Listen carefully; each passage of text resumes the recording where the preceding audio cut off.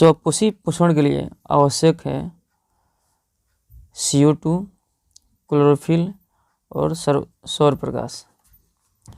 स्वपोषी पोषण के लिए आवश्यक है CO2, क्लोरोफिल और सौर प्रकाश यानी सूर्य के प्रकाश।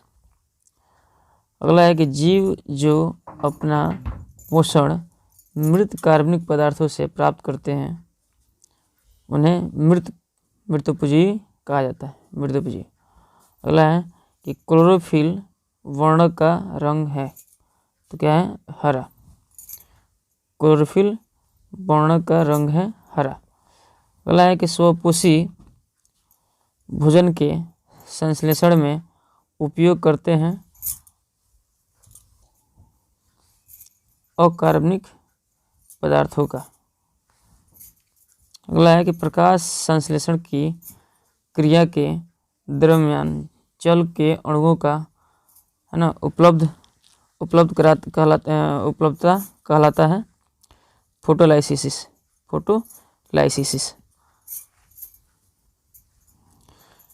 अगला है कि पौधों की श्रेणी में आने वाली परजीवी को कहते हैं अमरबेला। पौधों की श्रेणी में आने वाली परजीवी को कहते हैं अमरबेला। पाचन क्रिया के अंतर्गत जटिल अणुओं का परिवर्तन सरल अणुओं में होता है। पाचन क्रिया के अंतर्गत जटिल अणुओं का परिवर्तन सरल अणुओं में होता है। पत्तियों में पाए जाने वाली कोशिकाएं जिनमें क्लोरोप्लास्ट उपस्थित होता है मोजोल कोशिकाएं कहलाती हैं। मोजोफिल कोशिकाएं कहलाती हैं। पत्तियों में पाई जाने वाली कोशिकाएं इसमें क्लोरोप्लास्ट उपस्थित होता है मोजोफिल कोशिकाएं कहलाती हैं। क्लोरोफिल में पाए जाने वाले तत्व मैग्नीशियम होता है। क्लोरोफिल में जो तत्व पाया जाता है उसको मैग्नीशियम कहते हैं। क्लोरोप्लास्ट में प्रकाश संश्लेषी वर्णक क्लोरोफिल उपस्थित होता है किसमें? तो थैलेकाइडा में। क्लोरोप्लास्ट में प्रकाश संश्लेषी वर्णक क्लोरोफिल उपस्थित होता है थैलेकाइडा में। मुख में से स्रावित होने वाले लार में उपस्थित एंजाइम है एमाइलेज। लार में जो एंजाइम होता है उसको एमाइलेज कहते हैं। पेप्सिन एंजाइम स्रावित होता है अमाशय से। पेप्सिन एंजाइम अमाशय से स्रावित होता है। अमाशय से गैस्ट्रिक ग्रंथि द्वारा स्रावित होते हैं। तो क्या? पेप्सिन, हाइड्रोक्लोरिक अम्ल और म्यूकस। अगला है पेप्सिन के द्वारा पाचन होता है प्रोटीन का। ठीक है। अगला है कि गैस्ट्रिक ग्रंथियों द्वारा स्रावित म्यूकस का कार्य है क्या? अमाशय के द्वारा सुरक्षित रखना। अमाशय के दीवार को सुरक्षित रखना किसके कार्य है? गैस्ट्रिक ग्रंथियों द्वारा स्रावित म्यूकस का कार्य है। अगला है कि मांसाहारी प्राणियों के आहार नाल की लंबाई शाकाहारी प्राणियों की अपेक्षाकृत छोटी होती है। यानी मांसाहारी प्राणियों के आहार नाल क्या होते हैं? लंबाई में छोटी होती है किसकी तुलना में? शाकाहारी की तुलना में। मनुष्य के शरीर के सबसे बड़ी ग्रंथि लीवर। शरीर की सबसे बड़ी ग्रंथि लीवर होता है। श्वसन क्या है? श्वसनिक अपचयी क्रिया है। क्या है? अपचयी क्रिया है। श्वसनिक अपचयी क्रिया है। ठीक है।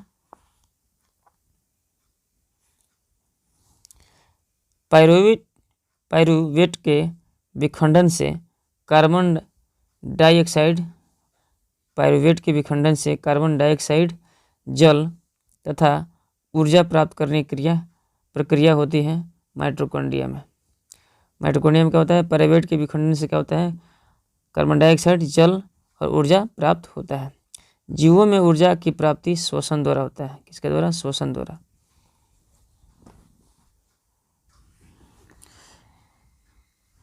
Na2O सबसे अधिक क्या है?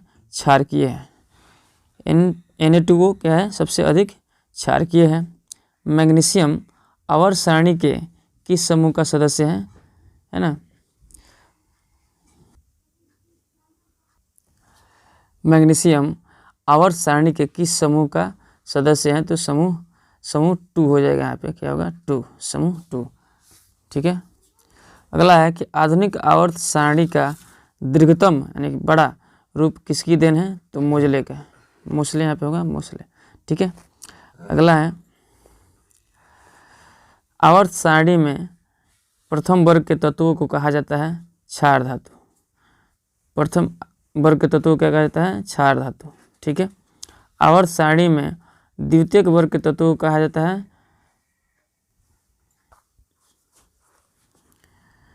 क्षार धातु, यानी कि इसको पार्थिव क्षार धातु भी कहा जाता है। ठीक है।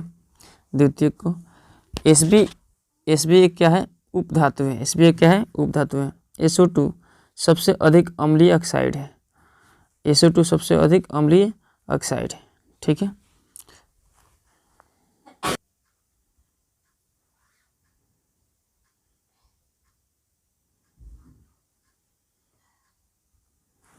अगला है कि आवर्त सारणी में उदग्र यानी स्तंभ को कहा जाता है, उदग्र स्तंभ को कहा जाता है वर्ग। क्या कहा जाता है, वर्ग। आवर्त सारणी में क्षैतिज यानी जैसे हम ऐसे कर रहे हैं ना, ऐसे, ये क्षैतिज कहलाएगा, ये क्षैतिज है। तो ऐसे आएगा है ना, तो ये वर्ग हो गया, और ऐसे गया तो आवर्त हो गया। ठीक है। तो सॉरी क्षैतिज हो गया, क्या हो गया, क्षैतिज। तो आवर्त सारणी में क्षैतिज कतार को कहा जाता है आवर्त। क्या कहा जाता है, क्षैतिज कतार को आवर्त कहा जाता है, और ऊपर से नीचे आए उसे वर्ग कहा जाए। ठीक है। अगला है विद्युत ऋणात्मक सबसे अधिक है, क्या है, तो F, फ्लोरीन। ठीक है ना, विद्युत ऋणात्मक F। परमाणविक त्रिज्या सबसे अधिक होता है CS। ठीक है, CS। अगला है धात्विक गुण आवर्त सारणी में बाएं से दाएं ओर जब जाते हैं हम तो क्या होता है, घटता है। क्या होता है, घटता है। धात्विक गुण आवर्त सारणी में बाएं से दाएं ओर जाने पर क्या होता है, घटता है। हैलोजन समूह का सदस्य क्या है, F है ना, Cl और Br यानी फ्लोरीन, क्लोरीन और ब्रोमीन। ठीक ना।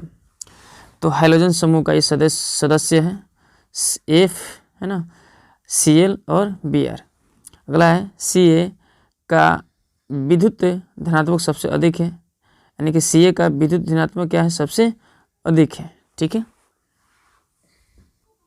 अगला है कि अभी तक है ना अज्ञात तत्वों की संख्या इससे ज़्यादा है थोड़ा सा, ये है ना, इसको आप कमेंट में बताइए कि अभी तक ज्ञात तत्वों की संख्या कितनी है। ठीक है ना।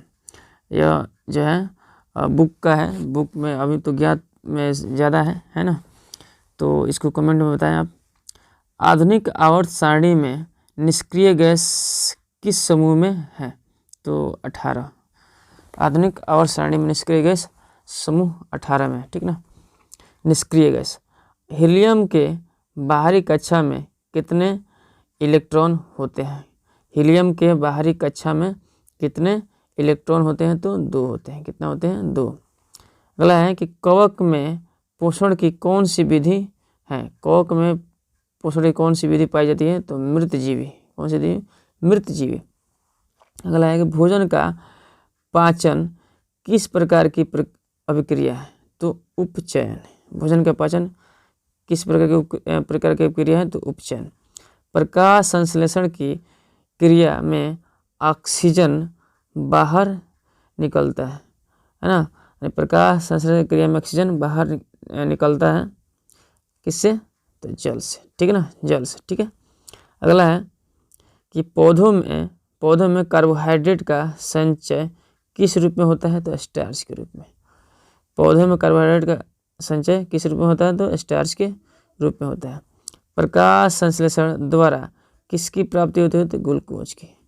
प्रकाश संश्लेषण के द्वारा किसकी प्राप्ति होती है, ग्लूकोज की प्राप्ति होती है। ठीक है। अगला है कि प्रकृति में ऑक्सीजन का संतुलन बना रहता है। प्रकृति में ऑक्सीजन का संतुलन बना रहता है प्रकाश संश्लेषण क्रिया द्वारा। प्रकाश संश्लेषण क्रिया द्वारा। आहार नाल का सबसे लंबा भाग छोटी आंत होता है। आहार नाल का सबसे लंबा भाग छोटी आंत, जो कि शाकाहारी जीवों में होता है, और आहार नाल का सबसे लंबा भाग छोटी होता है। सबसे लंबा भाग क्या होता है? छोटी। आहार नाल का सबसे लंबा भाग छोटी आंत होता है। सबसे लंबा भाग छोटी आंत होता है, जो कि शाकाहारी जंतुओं में, शाकाहारी जीवों में पाया जाता है। और आहार नाल की सबसे छोटी भाग जो होता है वो बड़ी आंत होता है ना। यानी आहार नाल का सबसे लंबा छोटी आंत और आहार नाल का सबसे छोटा बड़ी आंत। ठीक है, ऐसे होता है। अगला देखते हैं, पोषण के अंतर्गत आता है, क्या क्या आता है? अंतग्रहण, पाचन तथा आवेशों, है ना। अगला है कि भोजन में पाई जाने वाली विभिन्न घटकों को कहते हैं क्या? पोषक। क्या कहते हैं? पोषक। भोजन में पाई जाने वाली विभिन्न घटकों को क्या कहते हैं? पोषक। भोजन द्वारा प्राप्त, है ना, भोजन द्वारा प्राप्त होता है, क्या क्या प्राप्त होता है? ऊर्जा की प्राप्ति होती है, जीव द्रव्य की निर्माण होता है, अनुरक्षण होता है। क्या होता है? अनुरक्षण। ठीक ना, तो ऊर्जा की प्राप्ति, जीव द्रव्य के निर्माण और अनुरक्षण। ठीक है। अगला है कि नेफ्रिक फिल्ट्रेट में उपस्थित अधिकांश उपयोगी पदार्थों का, है ना, पुनर्अवशोषण होता है। क्या होता है? पुनर्अवशोषण होता है समीपस्थ कुंडलित नलिका में। समीपस्थ कुंडलित नलिका में। क्विनिन का उपयोग होता है किसमें? क्विनिन का उपयोग दवा बनाने में। किसमें? दवा बनाने में। ठीक है ना। पौधों की प्रत्येक कोशिका में उत्सर्जित पदार्थों को जमा करने का स्थान है कौन? केंद्रीय रिक्तिका। केंद्रीय रिक्तिका।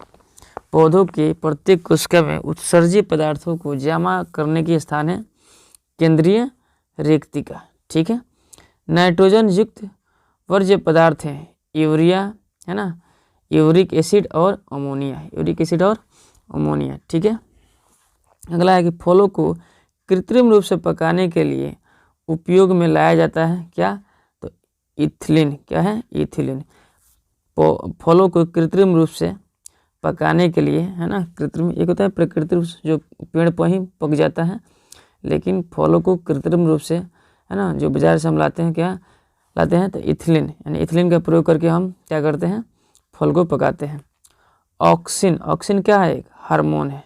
ऑक्सिन क्या है? हार्मोन है। ठीक है। अगला देखते हैं,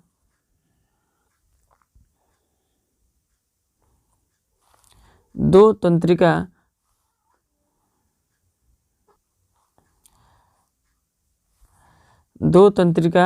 कोशिका के मध्य खाली स्थान को क्या बोलते हैं? सिनेप्स कहा जाता है। दो तंत्रिका कोशिका के मध्य खाली स्थान को क्या कहते हैं? सिनेप्स कहते हैं। मस्तिष्क उत्तरदायी है, किस लिए उत्तरदायी है? सोचने के लिए, हृदय स्पंदन के लिए, शरीर का संतुलन बनाने के लिए। शरीर का संतुलन बनाने के लिए। अगला है, जीवों में रासायनिक समन्वय होता है। जीवों में रासायनिक समन्वय होता है क्या? तो मस्तिष्क द्वारा, तंत्रिका द्वारा, हार्मोन द्वारा। ठीक है ना, मस्तिष्क द्वारा, तंत्रिका द्वारा और हार्मोन द्वारा।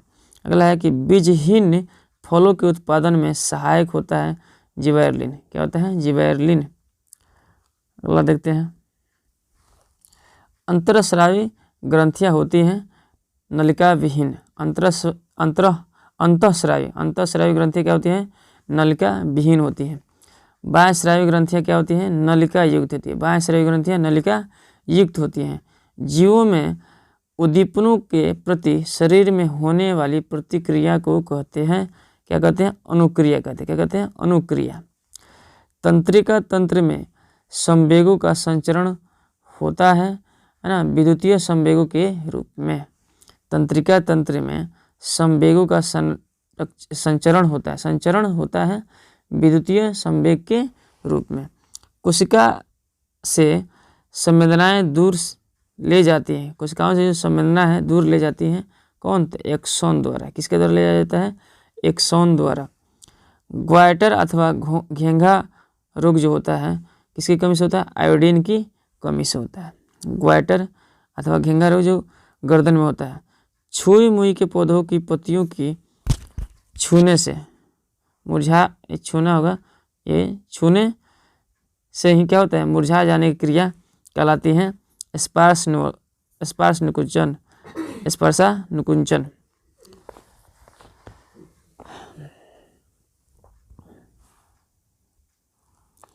अगला है कि तना का प्रकाश की ओर झुकना क्या कहलाता है, प्रकाशनुवर्तन। प्रकाशनुवर्तन।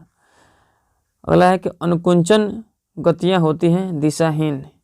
अनुकुंचन गतियाँ होती हैं दिशाहीन। इंसुलिन की कमी से होने वाला बीमारी क्या होता है, मधुमेह। इंसुलिन की कमी से होने वाला बीमारी क्या होता है, मधुमेह। अगला है कि पादप हार्मोन। पादप हार्मोन क्या है, ऑक्सिन और जिबेरेलिन है। पादप हार्मोन ऑक्सिन और जिबेरेलिन है। ठीक है, ये पादप यानी पौधे वाला हार्मोन है, ऑक्सिन और जिबेरेलिन। अगला है कि मानव में डायलिसिस की थैली है क्या, नेफ्रॉन। मानव में डायलिसिस की थैली है नेफ्रॉन। अगला है कि वृक्क एक उत्सर्जी अंग है। वृक्क क्या है, एक उत्सर्जी अंग है। कृत्रिम में वृक्क किन अवशिष्ट उत्पादों को रुधिर से अपोहन द्वारा, अपोहन को डायलिसिस कहा जाता है, उत्पादों को रुधिर से अपोहन द्वारा पृथक करता है, अलग करता है, तो क्या है, नाइट्रोजन। क्या है, नाइट्रोजन। अगला है जंतुओं में उत्सर्जन की क्रिया होती है किससे, जंतुओं में उत्सर्जन की क्रिया किस अंग के द्वारा होता है, तो फेफड़ा, त्वचा, वृक्क, है ना। और भी सारे अंग हैं, इसमें प्रमुख है फेफड़ा, त्वचा और वृक्क, है ना, इत्यादि अंगों द्वारा उत्सर्जन किया जाता है। शरीर से अनुपयोगी, हानिकारक एवं आवश्यकता से अधिक जल का निष्कासन होता है उत्सर्जन क्रिया द्वारा। शरीर से अनुपयोगी माने बिना उपयोग के, हानिकारक एवं आवश्यकता से अधिक जल का निष्कासन होता है उत्सर्जन की क्रिया द्वारा। अगला है कि वृक्क की क्रियात्मक एवं संरचनात्मक इकाई क्या कहलाता है, नेफ्रॉन। वृक्क मतलब किडनी होता है, वृक्क की क्रियात्मक एवं संरचनात्मक इकाई क्या कहलाता है, नेफ्रॉन कहलाता है। ठीक है,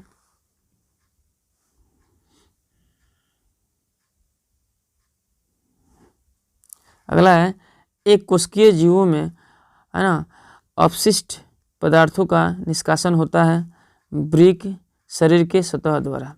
एक कोशिकीय जीवों में अपशिष्ट पदार्थों का निष्कासन होता है वृक्क या शरीर के सतह द्वारा। अगला है मूत्र का निर्माण होता है नेफ्रॉन द्वारा। मूत्र का निर्माण होता है नेफ्रॉन द्वारा। अगला है कि रुधिर को छानने की क्रिया होती है वोमेन स्फुट में। किसमें, वोमेन स्फुट में। रुधिर किसमें छनता है, तो वोमेन स्फुट में छनता है। मूत्राशय से मूत्र शरीर के बाहर निकालने जाते हैं किसके द्वारा, तो यूरेथ्रा द्वारा। किसके द्वारा, यूरेथ्रा द्वारा। अमीबा में संकुचनशील रिक्तिका भाग लेती है। अमीबा में संकुचनशील रिक्तिका भाग लेती है जल संतुलन। क्या है, जल संतुलन।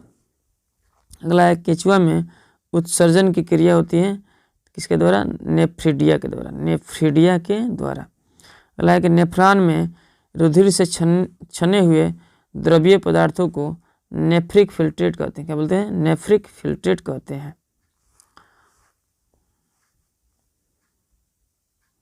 अगला है देखिएगा कि मानव प्राणियों में मूत्र जमा होता है कहाँ, मूत्राशय में। मूत्राशय में। अगला है ग्लोमेरुलस निर्माण होता है रुधिर कोशिकाओं द्वारा। ग्लोमेरुलस निर्माण होता है रुधिर कोशिकाओं द्वारा। ग्लोमेरुलस में रुधिर को लाने वाली धमनी कहलाती है अभिवाहिनी धमनी। ग्लोमेरुलस में रुधिर मतलब खून को लाने वाली धमनी कहलाती है अभिवाहिनी धमनी। नेफ्रिक फिल्ट्रेट में उपस्थित अधिकांश उपयोगी पदार्थों का, है ना, पुनर्भरण होता है समीपस्थ कुंडलित नलिका में। ठीक है, अगला देखते हैं।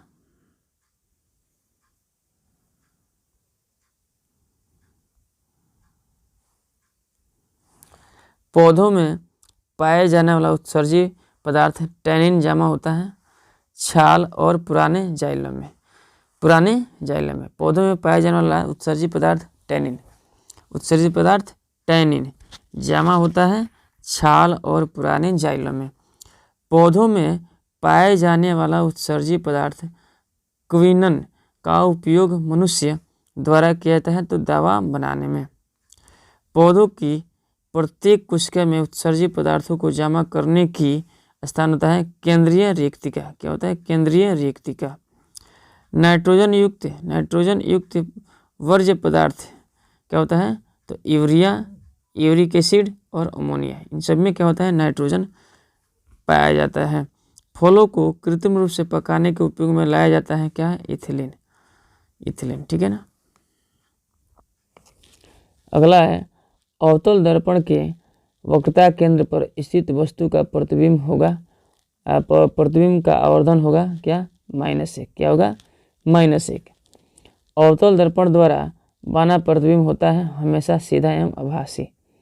हमेशा सीधा एवं आभासी। और क्या है? मोटर गाड़ी के चालक के सामने कौन सा दर्पण लगा रहता है? तो उत्तल दर्पण। कौन सा दर्पण? तो उत्तल दर्पण। ठीक ना। मोटर गाड़ी के चालक के सामने कौन सा दर्पण लगा रहता है? तो उत्तल दर्पण। यानी कि इसमें उत्तल दर्पण में इमेज कैसे बनता है? सीधा बनता है, जिस कारण से हम पीछे की गाड़ी को हम सीधा देख पाते हैं। ठीक है।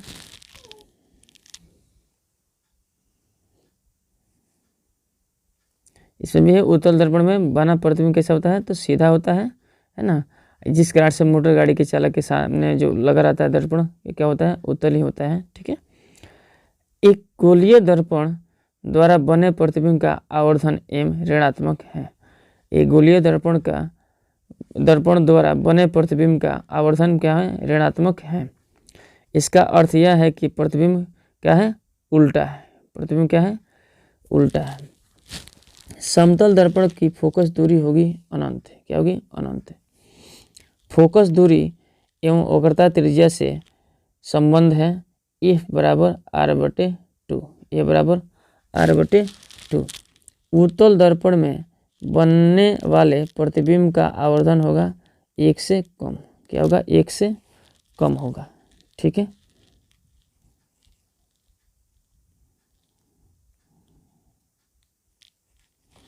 अगला है कि किस दर्पण में हमेशा किसी वस्तु का प्रतिबिंब काल्पनिक एवं आकार में उससे छोटा बनता है? किस दर्पण में हमेशा किसी वस्तु का प्रतिबिंब काल्पनिक एवं आकार में उससे छोटा बनता है? तो उत्तल दर्पण में। ठीक है। दर्पण के ध्रुव तथा मुख्य फोकस के बीच किसी बिंब का अवतल दर्पण द्वारा बना प्रतिबिंब आभासी सीधा बिंब से बड़ा बनता है। यानी बिंब मतलब वस्तु से बड़ा बनता है। दर्पण के ध्रुव तथा मुख्य फोकस के बीच किसी बिंब का अवतल दर्पण द्वारा बना प्रतिबिंब आभासी सीधा तथा बिंब से बड़ा बनता है। किसी दर्पण में आप चाहे कितनी ही दूरी पर खड़े हो, आपका प्रतिबिंब सदैव सीधा प्रतीत होगा, समतल अथवा उत्तल में। किसमें होगा? समतल अथवा उत्तल। हमेशा क्या बनता है? सीधा बनता है। अगला है दाढ़ी या हजामत बनाने में अवतल दर्पण का प्रयोग किया जाता है। दाढ़ी और हजामत बनाने में किस दर्पण का प्रयोग किया जाता है? तो अवतल दर्पण का प्रयोग किया जाता है। प्रकाश परावर्तन के कितने नियम हैं? तो 2। प्रकाश के परावर्तन के कितने नियम? 2। निर्गत किरण एवं अभिलंब के बीच के कोण को कहते हैं परावर्तन कोण। ठीक है। परावर्तन कोण कहते हैं निर्गत किरण यानी कि आने वाली किरण और ये जाने वाली किरण, इसके बीच के जो है ना अभिलंब है, ये वाला जो कोण है क्या है? परावर्तन कोण कहलाता है। ठीक है। अगला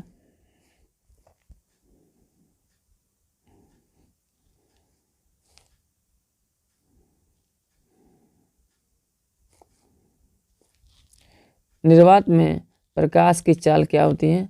तो 3×10⁸ मीटर पर सेकेंड। प्रकाश की किरणें गमन करती हैं किस रेखा में? तो सीधी रेखा में। सीधी रेखा में गमन यानी चलती है। सर्च लाइट का परावर्तक सतह होता है अवतल। सर्च लाइट का परावर्तक सतह क्या होता है? अवतल होता है। जब प्रकाश का संचरण का संचरण एक माध्यम से दूसरे माध्यम में होता है तो इसकी दिशा परिवर्तित होने की प्रक्रिया कहलाता है प्रकाश अपवर्तन। क्या कहलाता है? प्रकाश का अपवर्तन। जब प्रकाश का संचरण यानी कि चलता है जब, तो एक माध्यम से दूसरे माध्यम में होता है तो इसकी दिशा क्या होती है? परिवर्तित होने की प्रक्रिया को क्या कहते हैं? हम प्रकाश का अपवर्तन कहते हैं। प्रकाश की किरण जब सघन माध्यम से विरल माध्यम में जाती हैं तब वह अविलंब से दूर हट जाती है। जब प्रकाश की किरण जब सघन माध्यम से, कौन से माध्यम? विरल माध्यम। विरल मतलब यानी कि ऐसे समझ लीजिए कि ये सघन माध्यम हो गया, ये लाइनें जो है क्या है? सघन, और ये लाइनें विरल माध्यम, ऐसे हुआ। तो प्रकाश की किरण जब सघन माध्यम से विरल माध्यम में जाती है तो क्या होती है? अविलंब से दूर हट जाती है। जब प्रकाश की किरण दो माध्यम के को अलग करने वाली सतह पर लंबवत पड़ती है तो वह बिना मुड़े सीधा निकल जाती है। बिना मुड़े क्या होती है? सीधा निकल जाती है। यानी कि क्या हो? एकदम ऐसा निकले आए कोई प्रकाश सीधा तो फिर ऐसा ही निकल जाएगा, ठीक है ना? ये ऐसा ही निकल जाएगा। अगला है अपवर्तन में प्रकाश तरंगे एक माध्यम से दूसरे माध्यम में जाते समय अपने पथ से मुड़ जाती हैं क्योंकि दूसरे माध्यम में चाल भिन्न होता है, ठीक ना? जब प्रकाश की किरण सघन माध्यम से विरल माध्यम में जाती है तब अपतन कोण से अपवर्तन कोण होता है बड़ा। अपतन कोण से क्या होता है? अपतन कोण से अपवर्तन कोण क्या होता है? बड़ा होता है। जब प्रकाश की किरण सघन माध्यम से विरल माध्यम में जाती है तो अपतन कोण अपवर्तन कोण से बड़ा होता है, ठीक है ना?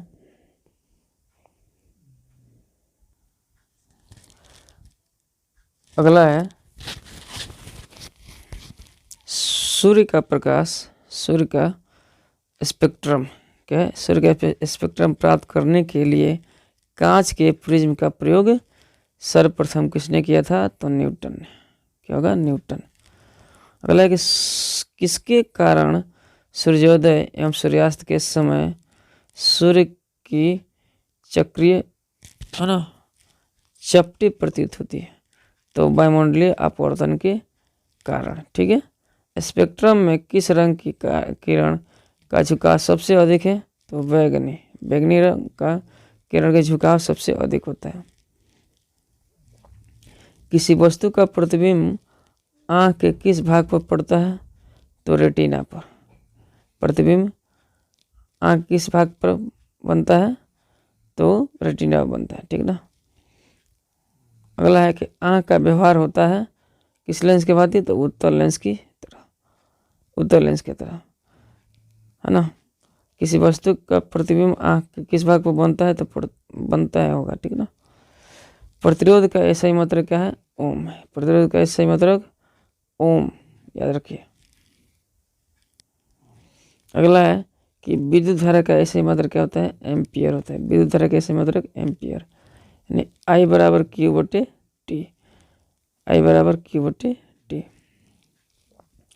विद्युत आवेश का ऐसा ही मात्रक कूलाम, विद्युत आवेश का ऐसा मात्रक कूलाम होता है। विद्युत आवेश का ऐसा मात्रक कूलाम। 1 एम्पियर बराबर क्या होता है? 1 कूलाम बटे 1 सेकेंड, ठीक है ना, बटे माने पर सेकेंड हो गया, पर सेकेंड बोलेंगे।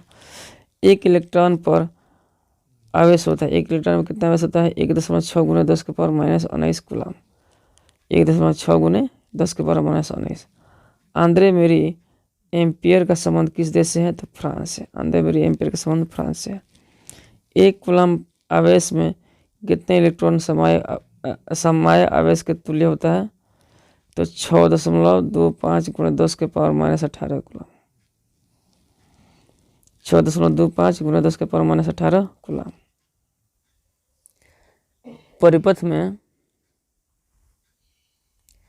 परिपथ में विद्युत धारा का मापने के लिए किस यंत्र का उपयोग किया जाता है? तो एमीटर का। क्या होता है? एमीटर का। जूल प्रति कूलाम, जूल प्रति कूलाम किसके बराबर होता है? तो वोल्ट के। क्या होता है? वोल्ट के। विद्युत विभव का मात्रक होता है वोल्ट। आवेश यानी Q को अनंत से किसी बिंदु तक लाने में किया गया कार्य बराबर होता है तो Q गुने V का। विभवांतर मापने के लिए किस युक्ति का प्रयोग किया जाता है तो वोल्ट मीटर। विभवांतर मापने के लिए वोल्ट मीटर का प्रयोग किया जाता है। ठीक है,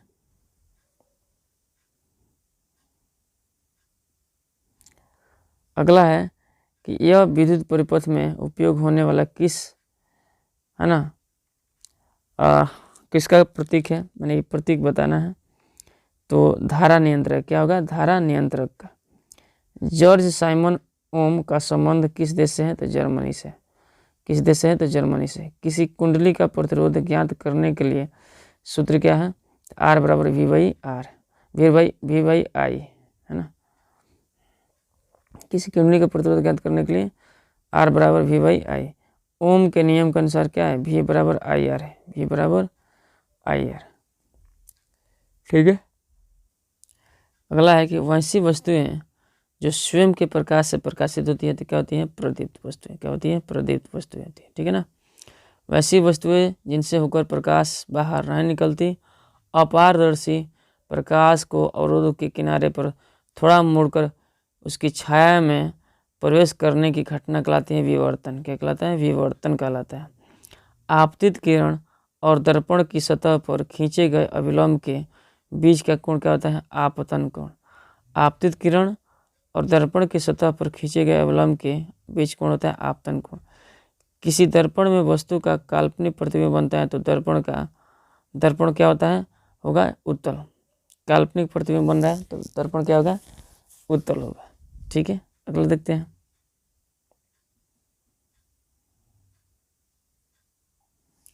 अवतल दर्पण के द्वारा किसी वस्तु का वास्तविक प्रतिबिंब प्राप्त हो सकता है। क्या, वास्तविक प्रतिबिंब प्राप्त हो सकता है।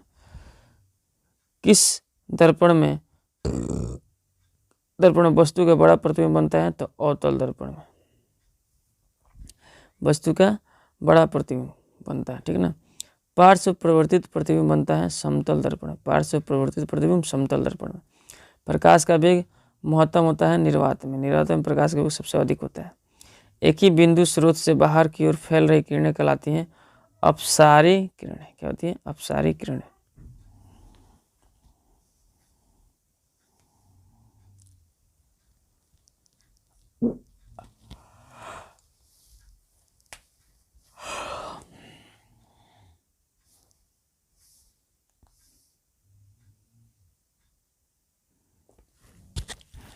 अगला क्वेश्चन है, परावर्तन के नियम किस प्रकार की सतह के लिए लागू होते हैं।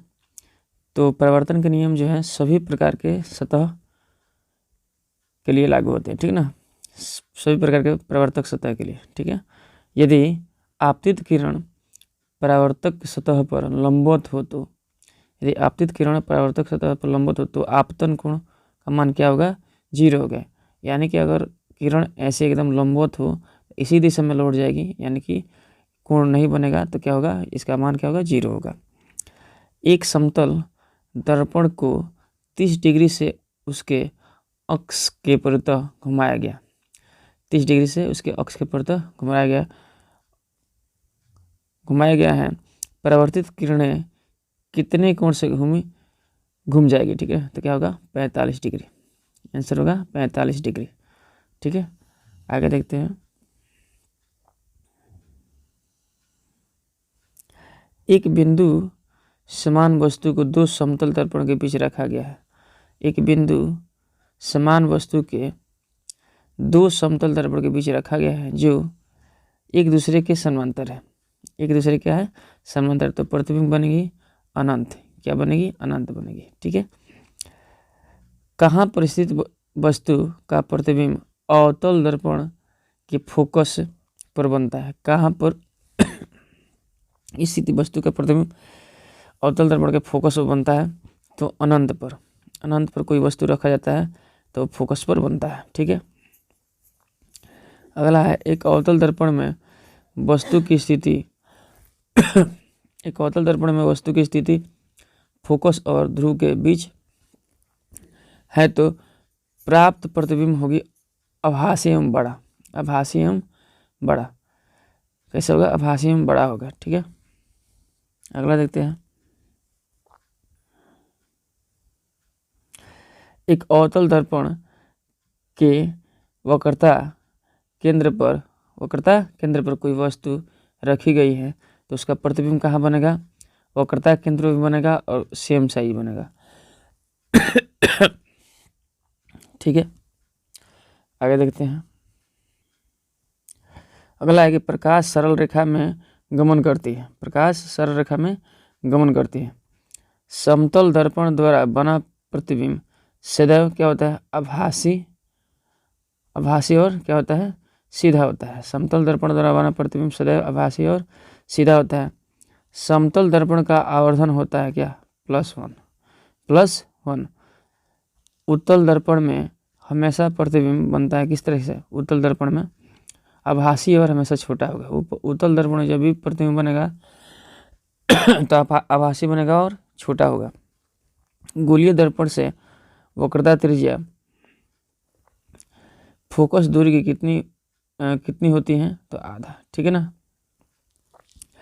सदैव वस्तु से छोटा आभासी प्रतिबिंब उत्तल दर्पण में बनता है, उत्तल दर्पण से प्राप्त होता है। उत्तल दर्पण को अपसारी तथा अवतल को अभिसारी कहते हैं।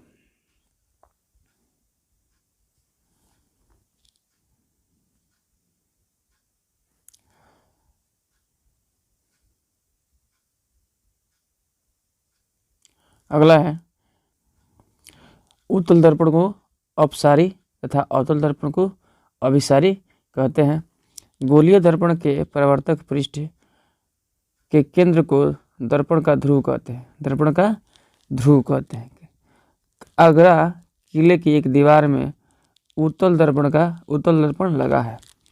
आवर्धन के मान में ऋणात्मक चिन्ह से ज्ञात होता है कि प्रतिबिंब है ना क्या है? वास्तविक बनी है। प्रतिबिंब कैसी बनी है? वास्तविक बनी है। ठीक है ना। अगला, आवर्धन के मान में धनात्मक चिन्ह बताता है तो प्रतिबिंब आभासी बनी है। कैसी बनी है? प्रतिबिंब आभासी बनी है। ठीक है, अगला देखते हैं।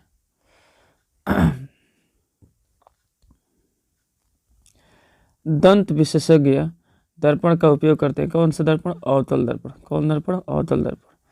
आपतित प्रकाश की दिशा में मापी गई दूरियां होती है धनात्मक। क्या होती हैं? धनात्मक। उत्तल लेंस अभिसारी। उत्तल लेंस को क्या बोलते हैं? अपसारी। ठीक है ना। सॉरी उत्तल लेंस को अभिसारी कहते हैं और अवतल लेंस को अपसारी कहते हैं। ठीक है, उत्तल लेंस को अभिसारी कहते हैं और अवतल लेंस को अपसारी कहते हैं। ठीक है, अगला है उत्तल लेंस की फोकस दूरी क्या होता है? धनात्मक होता है। फोकस दूरी धनात्मक होता है। अवतल लेंस की फोकस दूरी ऋणात्मक होता है। अवतल लेंस की फोकस दूरी ऋणात्मक होता है। जब आपतन कोण 0 डिग्री है तो अपवर्तन कोण भी 0 डिग्री होगा। ठीक है, अगला देखते हैं।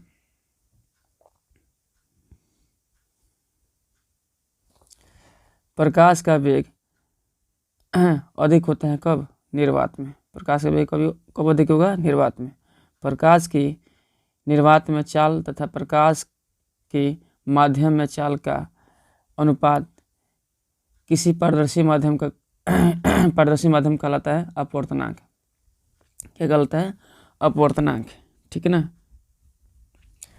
ठंडे प्रदेशों में मरीचिका को क्या कहते हैं? लूमिंग कहते हैं। मरीचिका को क्या कहते हैं? लूमिंग।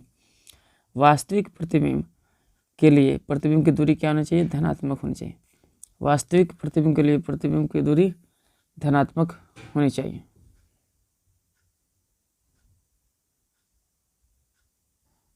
यहाँ पर ऋणात्मक होनी चाहिए। यहाँ पे क्या होगा? ये उल्टा हो गया है। यहाँ पर ऋणात्मक होगा। ठीक है, और यहाँ पे धनात्मक होगा। मतलब कि आभासी प्रतिबिंब के लिए प्रतिबिंब की दूरी धनात्मक। ठीक है, और यहाँ पे ऋणात्मक हो जाएगा। ठीक है।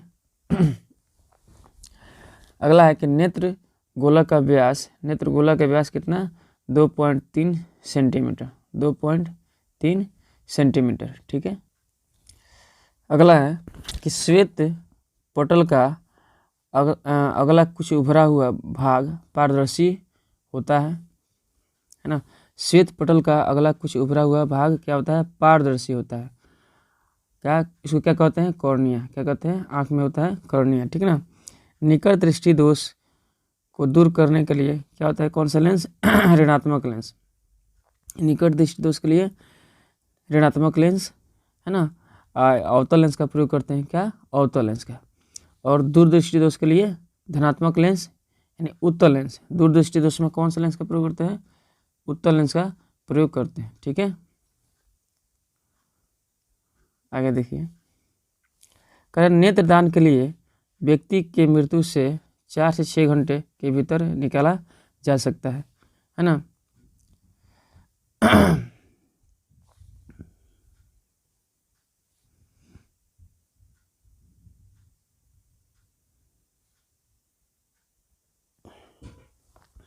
अगला है डायनेमो में किस प्रकार की धारा प्राप्त होती है?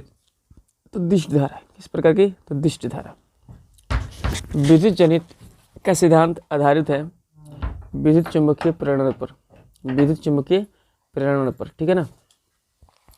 विद्युत चुंबक बनाने के लिए किस प्रकार के छड़ का उपयोग होता है? तो नरम लोहा। क्या होगा? नरम लोहा, ठीक है। हमारे घरों में जो विद्युत आपूर्ति की जाती है वो होता है 220 वोल्ट का। क्या होता है? प्रतिवर्ती धारा होता है। 220 वोल्ट का प्रतिवर्ती धारा। विद्युत चुंबकीय प्रेरण की खोज किसने की थी? तो फैराडे ने। किसने? तो फैराडे ने। डायनेमो यांत्रिक ऊर्जा को किस ऊर्जा में बदलता है? तो विद्युत ऊर्जा में। कौन सी ऊर्जा का? डायनेमो यांत्रिक ऊर्जा को किस ऊर्जा में बदलता है? तो विद्युत ऊर्जा में, ठीक है। घरों में विद्युत से दुर्घटना किसके कारण होती है? तो शॉर्ट सर्किट के कारण से। कौन? शॉर्ट सर्किट के कारण से, ठीक है। अगला है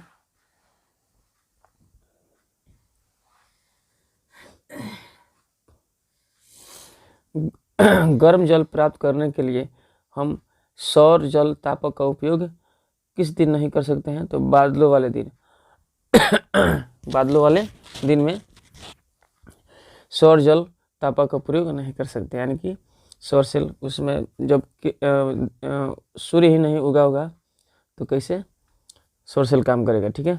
तो लकड़ी, गोबर, गैस, कोयला जैव मात्रा ऊर्जा स्वरूप। जैव मात्रा ऊर्जा का क्या है? स्वरूप है। क्या है? लकड़ी, गोबर, गैस, कोयला ये सब जैव मात्रा ऊर्जा का स्वरूप है, उदाहरण है। एक पदार्थ जो जलने पर बहुत ज़्यादा ऊष्मा उत्पन्न करता है क्या कहलाता है? ईंधन कहलाता है। क्या कहलाता है? ईंधन। पृथ्वी की सतह के नीचे कार्बनिक, है ना, पदार्थों के अपघटन के कारण, है ना, बनने वाले ईंधन को कहा जाता है जीवाश्मीय ईंधन। क्या होता है? जीवाश्मीय ईंधन इन्हें कहते हैं। पृथ्वी के सतह के नीचे कार्बनिक पदार्थों के अपघटन के कारण बनने वाले ईंधन को क्या कहते हैं? जीवाश्मीय ईंधन कहते हैं, ठीक है। उत्तम प्रकार के कोयला क्या होता है? एंथ्रासाइट। क्रूड ऑयल से प्राप्त होता है paraffin wax. Paraffin, crude oil से पैराफिन वैक्स। केरोसिन का निर्माण किससे होता है? क्रूड ऑयल से होता है। केरोसिन का निर्माण क्रूड ऑयल से, ठीक है। अगला देखते हैं।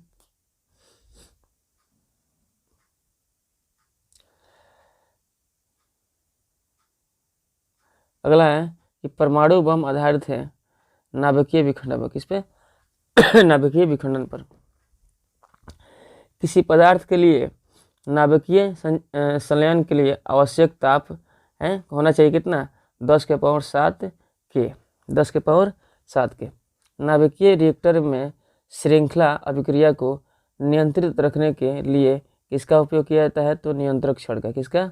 नियंत्रक छड़ का। सौर पैनल बनाया जाता है अनेक सौर सेलों को संयोजित करके। सौर पैनल कैसे बनता है? अनेक सौर सेलों को क्या करते हैं? एक आपस में जोड़ते हैं, संयोजित करते हैं। सीएनजी का उपयोग वाहन चलाने में होता है। कंप्रेस्ड नेचुरल गैस इसको बोलते हैं।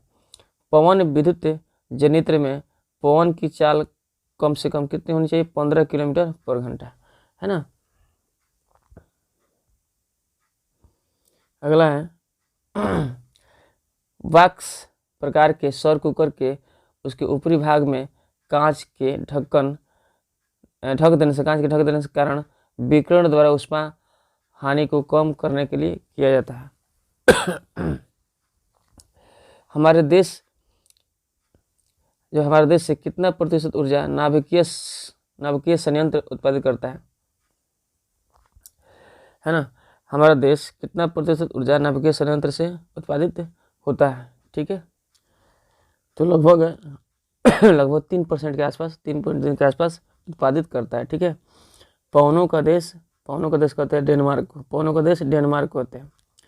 भूतापीय ऊर्जा पर आधारित विद्युत शक्ति संयंत्र किस देश में कार्य करता है?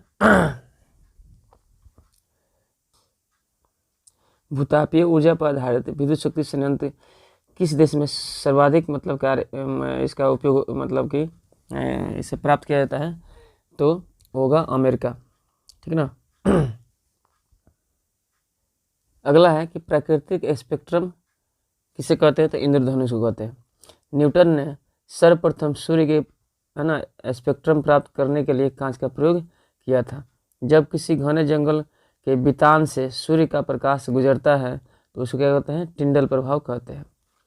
वास्तविक सूर्यास्त एवं सूर्योदय के बीच का समय का अंतर कितना होता है? 2 मिनट का होता है ना। अभिनेत्र लेंस की फोकस दूरी अधिक हो जाने से दूरदृष्टि दोष होता है। कौन सा दृष्टि दोष? दूरदृष्टि दोष।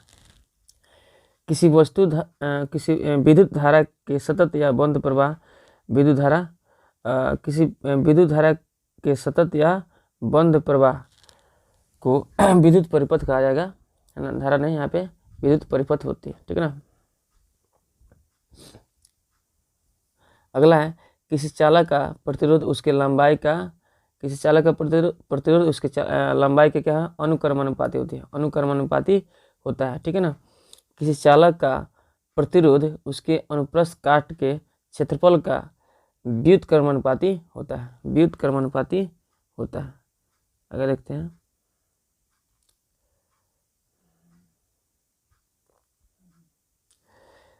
उच्च प्रतिरोध वाले पदार्थों को, है ना।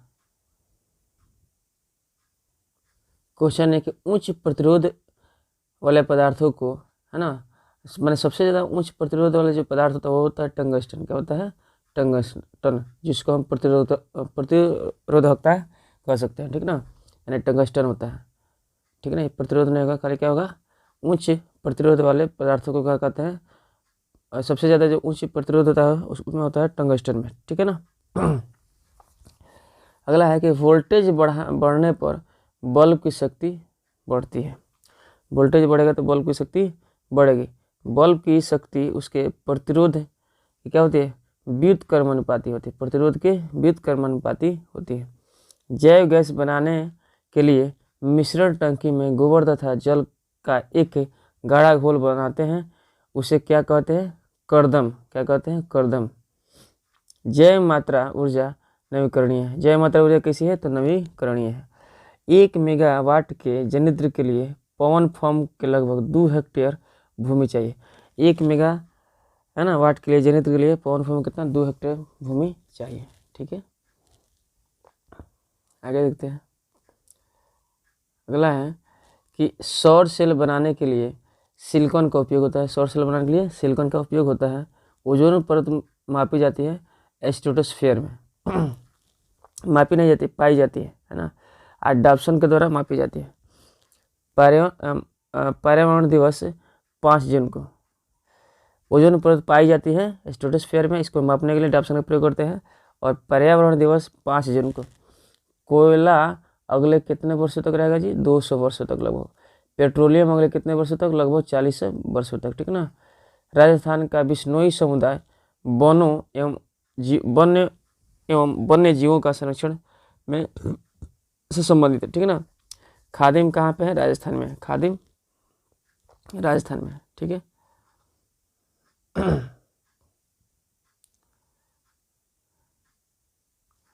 इंदिरा गांधी नहर कहाँ है? राजस्थान में। इंदिरा गांधी नहर राजस्थान में।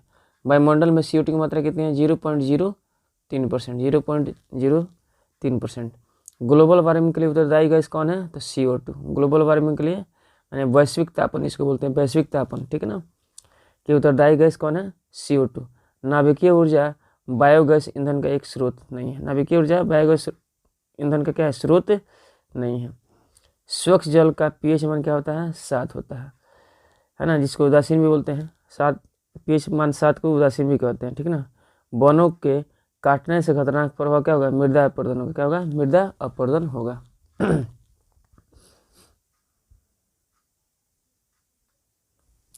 अगला है, किसी बिंब का वास्तविक तथा समान आकार का प्रतिबिंब प्राप्त है।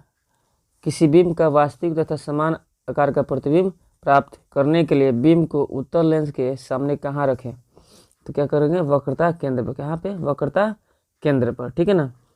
किसी गोलीय दर्पण तथा किसी पतले गोलीय लेंस दोनों की फोकस दूरी 15 सेंटीमीटर है ना। दर्पण तथा लेंस संभवतः है, तो क्या होगा, दोनों अवतल है। क्या है, दोनों अवतल है ना। किसी गोलीय दर्पण तथा किसी पतले गोलीय लेंस दोनों की फोकस दूरी 15 सेंटीमीटर, तो दर्पण तथा लेंस के समतल क्या हो सकता है, दोनों अवतल होगा। किसी शब्दकोश में पाए गए छोटे अक्षरों को पढ़ते समय 5 सेंटीमीटर फोकस दूरी का उत्तल लेंस ठीक होगा, यानी 5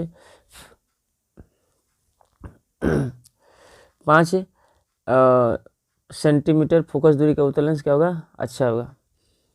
कांच के आयताकार स्लैब से तिरछी किरण गुजरने पर आपतित एवं निर्गत किरण के बीच पार्श्विक विस्थापन होता है। क्या, स्लैब की मोटाई के समानुपात, स्लैब की मोटाई के समानुपात, है ना।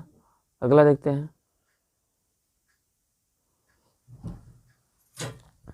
हवा में कांच के स्लैब पर लंबवत आपतन के समय अपवर्तन का कोण होता है 0 डिग्री। क्या होता है, 0 डिग्री इसका कोण होता है।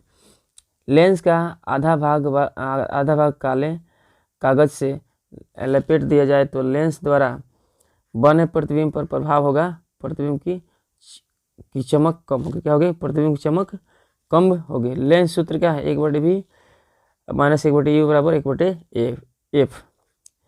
एक लेंस की क्षमता P व्यक्त किया जाएगा, क्या, P बराबर 1/f, P बराबर 1/f, है ना। अगला देखते हैं, ठीक है। निर्वात में प्रकाश का वेग, है ना, माध्यम में प्रकाश का वेग यानी v हो तो निरपेक्ष अपवर्तनांक n बराबर c/v होगा, ठीक है ना। अगला है, 1 मीटर फोकस दूरी वाले उत्तल लेंस की क्षमता होगी 1 डायप्टर। अवतल लेंस की आवर्धन m बराबर होता है ना, -v/u, है ना। अगला है कि एक उत्तल लेंस होता है किनारों की अपेक्षा बीच में मोटा, है ना, किनारों की अपेक्षा बीच में मोटा होता है, ठीक है। यहाँ पे v/u है, ठीक है, v/u। हाँ, लेंस की फोकस की संख्या कितनी होती है, 1। कितना होता है, 1। लेंस की फोकस की संख्या कितनी होती है, तो 1।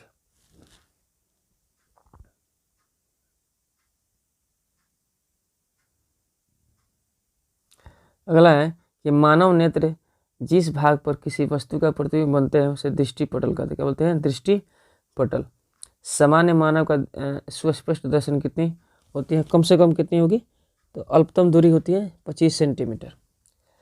अब नेत्र लेंस की फोकस दूरी में परिवर्तन किया जाता है किसमें, पश्चाभ पेशी द्वारा। प्रकाश को विद्युत सिग्नल में बदलने के लिए कौन उत्तरदायी होता है, तो रेटिना। प्रकाश को विद्युत सिग्नल में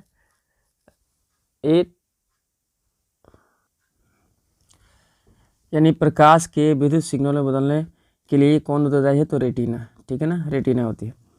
अगला है, आँख में प्रवेश करने वाली प्रकाश की मात्रा का नियंत्रण कौन करती है, तो पुतली क्या करती है, कितना प्रकाश अंदर जाएगा इसकी नियंत्रण करती है, ठीक है ना।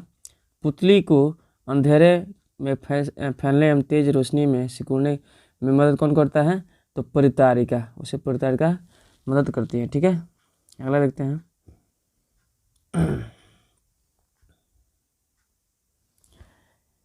किस प्रकार के नेत्र दोष में नज़दीक की वस्तु का प्रतिबिंब रेटिना से पहले बन जाता है तो निकट दृष्टि दोष में क्या होता है, निकट दृष्टि दोष में। किस प्रकार के नेत्र दोष में नज़दीक की वस्तु का प्रतिबिंब रेटिना से पहले बनता है तो निकट दृष्टि दोष में। और याद होनी चाहिए कि रेटिना पर यानी दृष्टिपटल पर किसी भी चीज़ का प्रतिबिंब बनता है। ठीक है, अगला देखते हैं। अगला है कि सामान्य आँख के लिए समंजन क्षमता है कितना, 4D। कितना है, 4D है ना। नेत्र गोलक का व्यास क्या होता है, 2.3 सेंटीमीटर। किस प्रकार के नेत्र दोष में नज़दीक की वस्तु का प्रतिबिंब रेटिना से परे बनता है, दूर, अरे दूरदृष्टि दोष में। परे बनता है माने पीछे, तो दूरदृष्टि दोष में। कभी कभी अधिक आयु के कुछ व्यक्तियों को नेत्र का लेंस दुधिया तथा धुंधला हो जाता है तो उसे क्या कहते हैं, मोतियाबिंद। क्या बोलते हैं, मोतियाबिंद कहते हैं। उम्र बढ़ने के कारण नज़दीक एवं दूर की वस्तुओं को देखने की क्षमता में कमी आता है, उसे बोलते हैं जरा दृष्टि, दूरदृष्टिता है ना, के कारण होता है ये सब। अगला निकट दृष्टि दोष का निवारण किस लेंस से होता है तो अवतल लेंस। निकट दृष्टि दोष अवतल लेंस। एड्स, हेपेटाइटिस बी एवं सी और धनुस्तंभ रोग से ग्रसित व्यक्ति अपना नेत्रदान नहीं कर सकता है। ठीक है। श्वेत प्रकाश को अपनी अवयवी रंगों में विभाजित होने की प्रक्रिया क्या कहलाता है, प्रकाश का वर्ण विक्षेपण। जब श्वेत प्रकाश प्रिज्म से गुजरता है तो किस रंग का विचलन होता है, सबसे कम विचलन होता है, तो सबसे कम होगा विचलन तो लाल, और सबसे ज़्यादा बैगनी। विचलन मतलब जो मुड़ जाता है। अगला है इंद्रधनुष बनता है प्रकाश के वर्ण विक्षेपण कारण से। प्रकाश के वर्ण विक्षेपण कारण से इंद्रधनुष बनता है। अगला है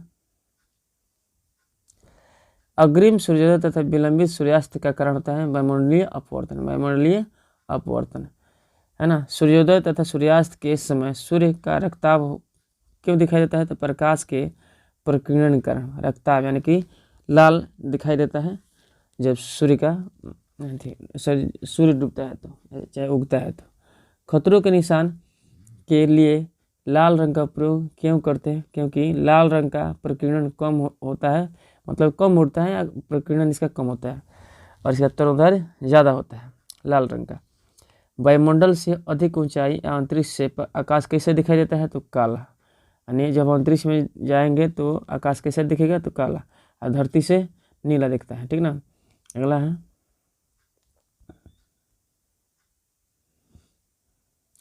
जरा दूरदृष्टिता का उपचार किस प्रकार के लेंस से किया जाता है तो बाइफोकल लेंस। कौन सा लेंस, बाइफोकल। एक प्रिज्म कितने सतहों से घिरा होता है, एक प्रिज्म जो होता है, एक साधारण प्रिज्म, वो 5 सतहों से घिरा होता है। कितने सतह से, 5 सतहों से घिरा होगा। एक प्रिज्म में 3 आयताकार होते हैं, ऐसे 3 आयताकार होते हैं है ना सतह, और दो जो होते हैं त्रिभुजाकार। सबको मिला देते कितना होता है, 5 सतह होते हैं।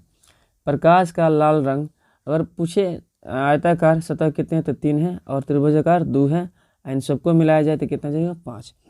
प्रकाश का लाल रंग का तरंगदैर्घ्य अधिक होता है। लाल रंग का तरंगदैर्घ्य क्या होता है, अधिक होता है। नेत्र अपनी लेंस की फोकस दूरी को बदल दूर या निकट की वस्तु को साफ साफ देख सकता है, उसको क्या बोलते हैं, समंजन क्षमता कहते हैं। ठीक है।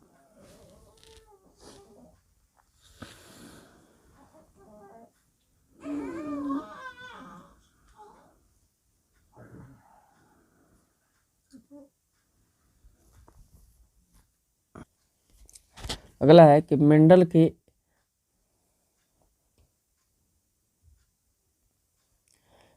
के एक संकर के उपयोग से प्राप्त जीनोटाइप समलक्षणी अनुपात है तो 3.1। ठीक है ना। टीटी यानी कैपिटल टीटी लंबे पौधे को निरूपित करता है। बड़ा टीटी लंबे पौधे को क्या करता है, निरूपित करता है। मेंडल के द्विगुणी संकरण से प्राप्त लक्षण रूपी अनुपात क्या है 9:3:3:1 है ना। अगला है कि मनुष्य के लिंग गुणसूत्र कितने प्रकार के होते हैं तो 2 प्रकार के होते हैं। कितने प्रकार के, 2 प्रकार के। पुरुष जीन संगठन होता है क्या, XY। पुरुष जीन में क्या होता है, XY। मानव नर में लिंग गुणसूत्र होते हैं XY। स्त्री जीन संगठन क्या होता है तो XX, और मानव नर में क्या होता है लिंग गुणसूत्र कहते हैं XY। ठीक है ना। अगला है कोशिका में अनुवांशिकी पदार्थ है, क्या है कोशिका में अनुवांशिकी पदार्थ क्या है, डीएनए। प्रत्येक गुणसूत्र 2 कुंडलित धातु का बना होता है, इसे हम क्या करते हैं, अर्ध गुणसूत्र कहते हैं, ठीक ना। गुणसूत्र बने होते हैं डीएनए और प्रोटीन्स के। गुणसूत्र किससे बना होता है, डीएनए और प्रोटीन्स के। किसने प्रमाण दिया कि जीन गुणसूत्र के लगभग, है ना, किसने प्रमाण दिया कि जीन गुणसूत्र का भाग है, जीन जो है गुणसूत्र का भाग है, तो अनिसदू टी बेबेरी ने, अनिसदू में टी बेबेरी और WS सॉन ने, ठीक है ना। अगला है विकासवाद के संस्थापक कौन थे, तो चार्ल्स रॉबर्ट डार्विन। विकासवाद के संस्थापक कौन है, तो चार्ल्स डार्विन, जिसको बोलते हैं नेचुरल सिलेक्शन, ठीक ना, चार्ल्स डार्विन। अफ्रीकी मानव का सबसे निकट संबंधी है क्या, चिंपैंजी। अगला देखते हैं पक्षी तथा चमगादड़ का पंख है क्या, समजात अंग, क्या है, समजात अंग। पक्षी तथा चमगादड़ का पंख समजात अंग। सूखे घास पत्ते जैविक प्रक्रम द्वारा अपघटित होने वाला पदार्थ है ना। हरे पौधे कहलाते हैं उत्पादक। सही आहार श्रृंखला है कैसे, पहले घास, हिरण या फिर शेर। ओजोन के एक अणु में ऑक्सीजन की परमाणु की संख्या कितनी होती है, 3। तो ओजोन की एक अणु में ऑक्सीजन की संख्या 3 होती है। डेंगू उत्पन्न करने वाले मच्छर शुद्ध जल में पाए जाते हैं। डेंगू उत्पन्न करने वाले मच्छर कौन जल में, शुद्ध जल में। ओजोन परत पाया जाता है कहाँ पे, वायुमंडल की ऊपरी सतह में ओजोन परत समताप मंडल में पाया जाता है, ठीक ना। अगला है पर्यावरण का मित्र कौन कौन है, पर्यावरण के मित्र कौन है, कपड़े के थैले का उपयोग कीजिए, यानी कि प्लास्टिक की जगह। विद्युत का सदुपयोग करना चाहिए। अधिकतर कार्य पर्यावरण अनुकूल करना चाहिए, ठीक है ना।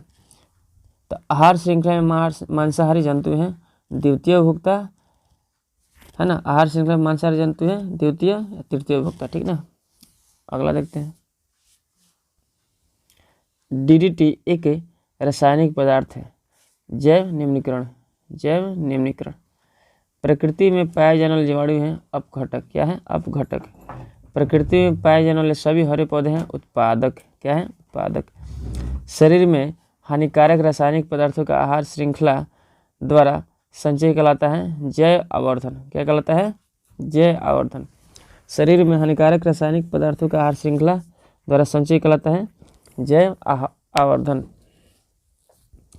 अगला है कि प्रतंत्र में हरे पौधे द्वारा सौर ऊर्जा का उपयोग होता है, कितना %, 1%, है ना।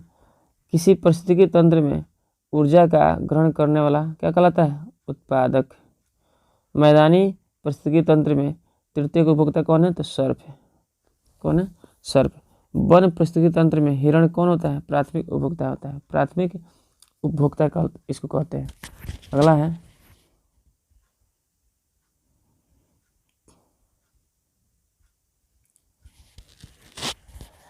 किसी पारिस्थितिकी तंत्र का जैव घटक होते हैं क्या, पौधे, जानवर, मनुष्य एवं सूक्ष्मजीव, है ना। पौधे, जानवर, मनुष्य एवं सूक्ष्मजीव। पारिस्थितिकी तंत्र में ऊर्जा का प्रवाह होता है एक दिशा में, ठीक है ना। एक आहार श्रृंखला में एक शाकाहारी से निर्माण होता है द्वितीय पोषी स्तर। जैव निम्नीकरण पदार्थ है फलों के छिलके, गोबर या पेपर, ठीक है ना। जैव निम्नीकरण पदार्थ है, जल्दी ही या खत्म हो जाते हैं, गल जाते हैं, सड़ जाते हैं। ओजोन परत के अवक्षय के लिए मुख्य रूप से CFC जिम्मेदार, यानी क्लोरोफ्लोरोकार्बन इसको बोलते हैं, CFC क्लोरोफ्लोरोकार्बन। यूरो 2 का संबंध क्या है, वायु प्रदूषण से है, किससे है, वायु प्रदूषण से है। मलेरिया उत्पन्न करने वाला मच्छर क्या कहलाता, किस में पाया जाता है, तो गंदा जल में, ठीक है ना। कौन से जल में, गंदा जल में। अगला है ये वनों के अधिक कटाई का परिणाम क्या होगा, वनों का अधिक कटाई होगा तो कम वर्षा होगा, भूस्खलन बढ़ जाएगा, भूमि अपरदन बढ़ जाएगा, ठीक है ना। अगला है जैव वातावरण में कौन कौन है, जंतु है, पौधे हैं, मनुष्य हैं, ठीक है ना। मुर्दाखोर कौन कौन है, तो चील, सियार, कौआ। हानिकारक पदार्थों की है ना। खाद्य स्तर में सांद्रता है। जैव आवर्धन, कौन आवर्धन? जैव आवर्धन। एक्वेरियम स्थलीय प्रतंत्र नहीं, एक्वेरियम का स्थलीय प्रतंत्र नहीं है। एक्वेरियम का है स्थलीय प्रतंत्र नहीं है। CFC chlorofluorocarbon. मृत शरीर को पचाने वाले जीवों को क्या अपघटक जीव कहते हैं? क्या बोलते हैं? अपघटक जीव। मृत शरीर को क्या करता है? वो खत्म कर देते हैं, उसको मिट्टी मिला देते हैं, इसको बोलते हैं अपघटक जीव। प्रकृति में पृथ्वी पर ऊर्जा का मुख्य स्रोत क्या है? सूर्य है। प्रकृति में पृथ्वी पर ऊर्जा का मुख्य स्रोत क्या है? सूर्य है।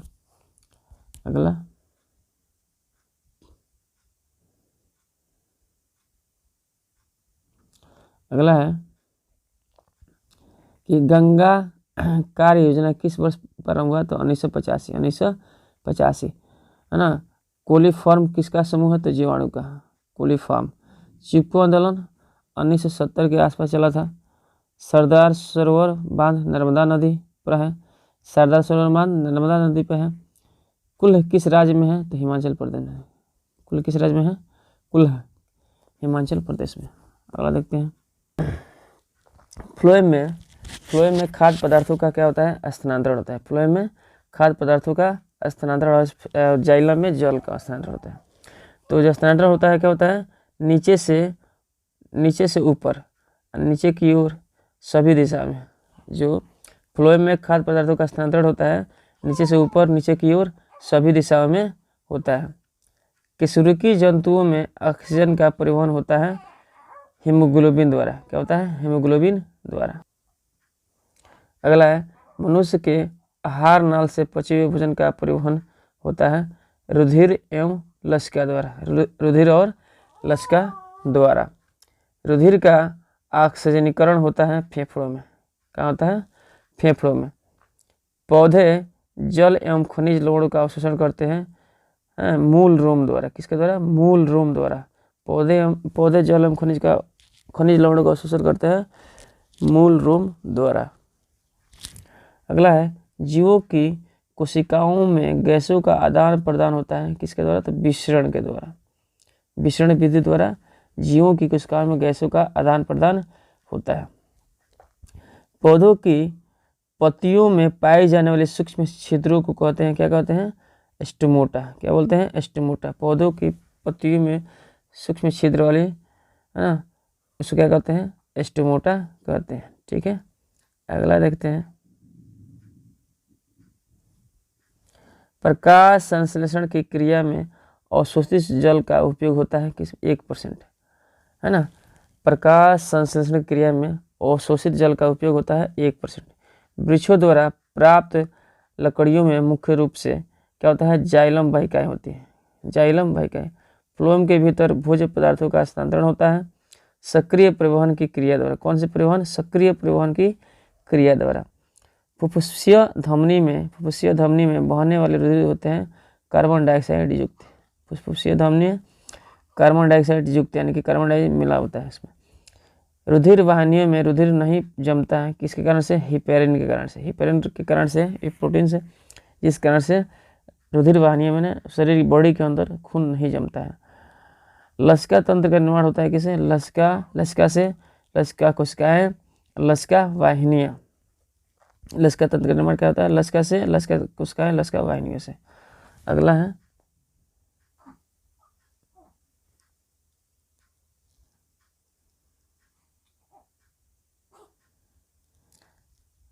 है कि खुला परिसंचरण तंत्र पाया जाता है किसमें? कॉकरोच में। किसमें?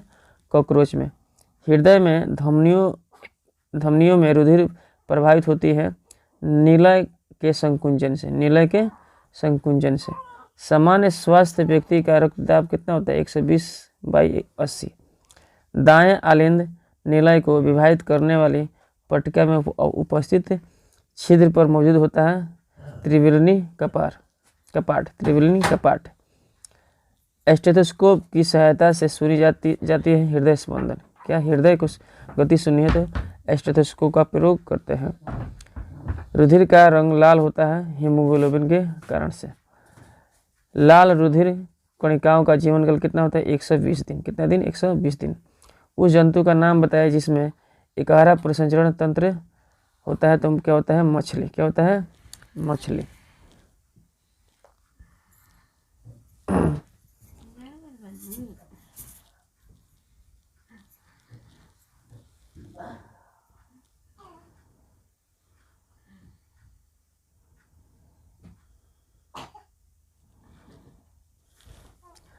अगला है जीवधारियों की ऊर्जा का आवश्यकता होती है जैविक क्रियाओं के लिए, वृद्धि के लिए, नए जीवद्रव्य के निर्माण के लिए।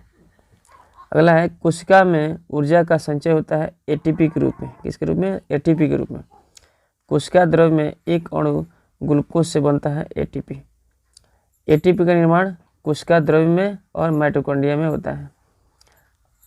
एटीपी का निर्माण कोशिका द्रव्य में, माइटोकॉन्ड्रिया में। अनाक्षिक श्वसन की क्रिया होती है ऑक्सीजन की अनुपस्थिति में। जब ऑक्सीजन नहीं होता है तो अनाक्षिक श्वसन की क्रिया होती है। अनाक्षिक श्वसन के दौरान पौधों में बनता है क्या? Ethyl alcohol. क्या बनता है? इथाइल एल्कोहल, कार्बन डाइऑक्साइड और ऊर्जा, है ना। अगला ग्लूकोज का परिवर्तन पायरुविक अम्ल में कहलाता है ग्लाइकोलिसिस। जंतुओं में अनाक्षिक श्वसन के दौरान, है ना, बनता है क्या? बनता है लैक्टिक अम्ल। क्या बनता है? लैक्टिक अम्ल।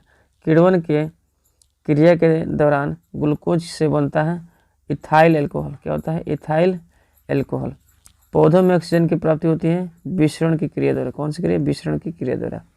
पौधों के जड़ श्वसन के दौरान ऑक्सीजन प्राप्त करते हैं मिट्टी के कणों के बीच उपस्थित वायु से। एक अणु ग्लूकोज से कोशिका द्रव्य से बनते हैं 2 एटीपी अणु। मनुष्य में श्वसन के दौरान गैसीय आदान प्रदान होता है ना एल्वुलाई के द्वारा, ठीक है ना।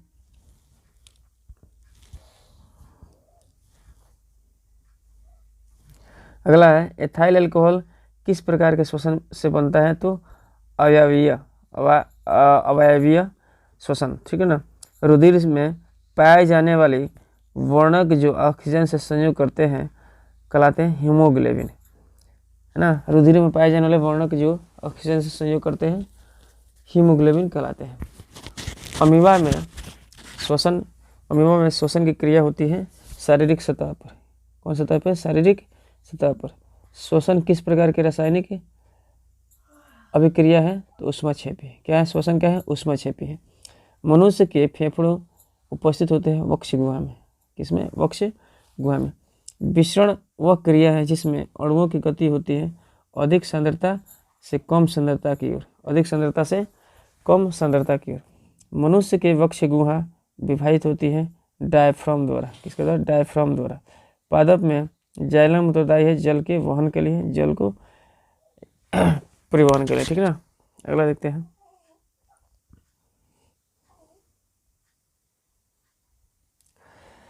पादप यानी पेड़ पौधे में फ्लोएम संभाग होता है भोजन। मानव हृदय में कितने कोष्ठ होते हैं? तो 4। मानव हृदय में 4 कोष्ठ होते हैं। मानव हृदय का औसत प्रकुंचन दाब कितना है? तो 120 mm है HG, ठीक है। अगला क्वेश्चन है कि COOH अभिक्रियाशील, है ना, मूलक को क्या कहते हैं? तो अम्ल कहते हैं, ठीक है ना। एथनॉल का क्रियाशील मूल क्या है? OH, है ना। अगला है संयोजी, है ना, संयोजी है, सहसंयोजी है तो क्या? CH4। क्या है? CH4। यानी कि ये जो चिन्ह है इसको याद कीजिएगा। ये जो माइनस टाइप का दिया है इसको आपको देखना होगा। ये जो माइनस टाइप का दिया है ना, यहाँ पे है C3H4 हाइड्रोकार्बन में त्रिअबंध होता है, ठीक है ना। कार्बोनिल ग्रुप का प्रतिकारक कौन है? तो यहाँ पे इसको सिंबल को देखें C=O, है ना। अगला है कि ऑक्सीजन को 2 परमाणुओं के बीच कितने अबंध हो? तो 2 अबंध है। कितने अबंध? 2 अबंध है। एल्केन के सामान्य सूत्र क्या होते हैं? तो CnH2n+2। वैसे कार्बनिक यौगिक जो कार्बन एवं हाइड्रोजन से मिलकर बने होते हैं क्या कहलाते हैं? हाइड्रोकार्बन कहते हैं। क्या कहलाते हैं? हाइड्रोकार्बन कहलाते हैं, ठीक है। अगला देखिए, जैव गैस के मुख्य अवयव होते हैं तो क्या है? मीथेन। मीथेन जैव गैस का मुख्य अवयव होता है। खुली श्रृंखला वाले संतृप्त हाइड्रोकार्बन कहलाते हैं पैराफिन। क्या होता है? पैराफिन। एथेनॉल के ऑक्सीकरण से प्राप्त होता है मीथेन। एथेनॉल के ऑक्सीकरण से क्या प्राप्त होता है? मीथेन। नॉर्मल ब्यूटेन और आइसोब्यूटेन क्या है? समावयवी है, ठीक है ना, समावयवी है। अगला है किस गुण धर्म के कारण कार्बन के यौगिकों की अत्यधिक संख्या होती है तो श्रृंखलन क्या होता है, श्रृंखलन। लंबे श्रृंखला वाले कार्बोक्सिल अम्ल के सोडियम लवण जिसमें सफाई के गुणधर्म पाए जाते हैं क्या होता है, साबुन। लंबे श्रृंखला वाले कार्बोक्सिल अम्ल के सोडियम लवण जिसमें सफाई के गुणधर्म पाए जाते हैं तो क्या होता है, साबुन। किसी एथनोइक अम्ल का तनु विलयन कहलाता है सिरका। किसी एथनोइक अम्ल का तनु विलयन कहलाता है, क्या कहलाता है, सिरका कहलाता है। ठीक है, अगला है कि खाना बनाते समय यदि बर्तन की तली बाहर से काली हो रही हो तो इसका मतलब होता है कि ईंधन पूरी तरह से नहीं जल रही है। ठीक है ना। ब्यूटेन चतुष्कार्बन यौगिक है जिसके अभिक्रियाशील समूह कीटोन होता है, क्या है, कीटोन है। समजात श्रेणी के सदस्यों की आणविक सूत्र में अंतर क्या होता है, CH2 का। ठीक ना। एथनोइक अम्ल का 4% से 6% जलीय विलयन कहलाता है सिरका, क्या कहलाता है, सिरका। कार्बनिक यौगिक में कार्बन की संयोजकता कितनी होती है, तो 4। जैव शक्ति का सिद्धांत किसने प्रतिपादित किया, तो बर्जेलियस ने। किसने, बर्जेलियस ने। प्रयोगशाला में पहला कार्बनिक यौगिक यूरिया का निर्माण किसने किया, तो वोहलर ने। किसने, वोहलर ने। अगला है कि एल्युमिनियम कार्बाइड यानी कि LC3 पर जल के अभिक्रिया से क्या बनता है, तो मीथेन का निर्माण होता है। क्या बनता है, मीथेन। कैल्शियम कार्बाइड CaC2 पर जल के अभिक्रिया से क्या बनता है, एसिटिलीन का निर्माण होता है। किसका, एसिटिलीन का निर्माण होता है। ठीक है, अगला देखते हैं।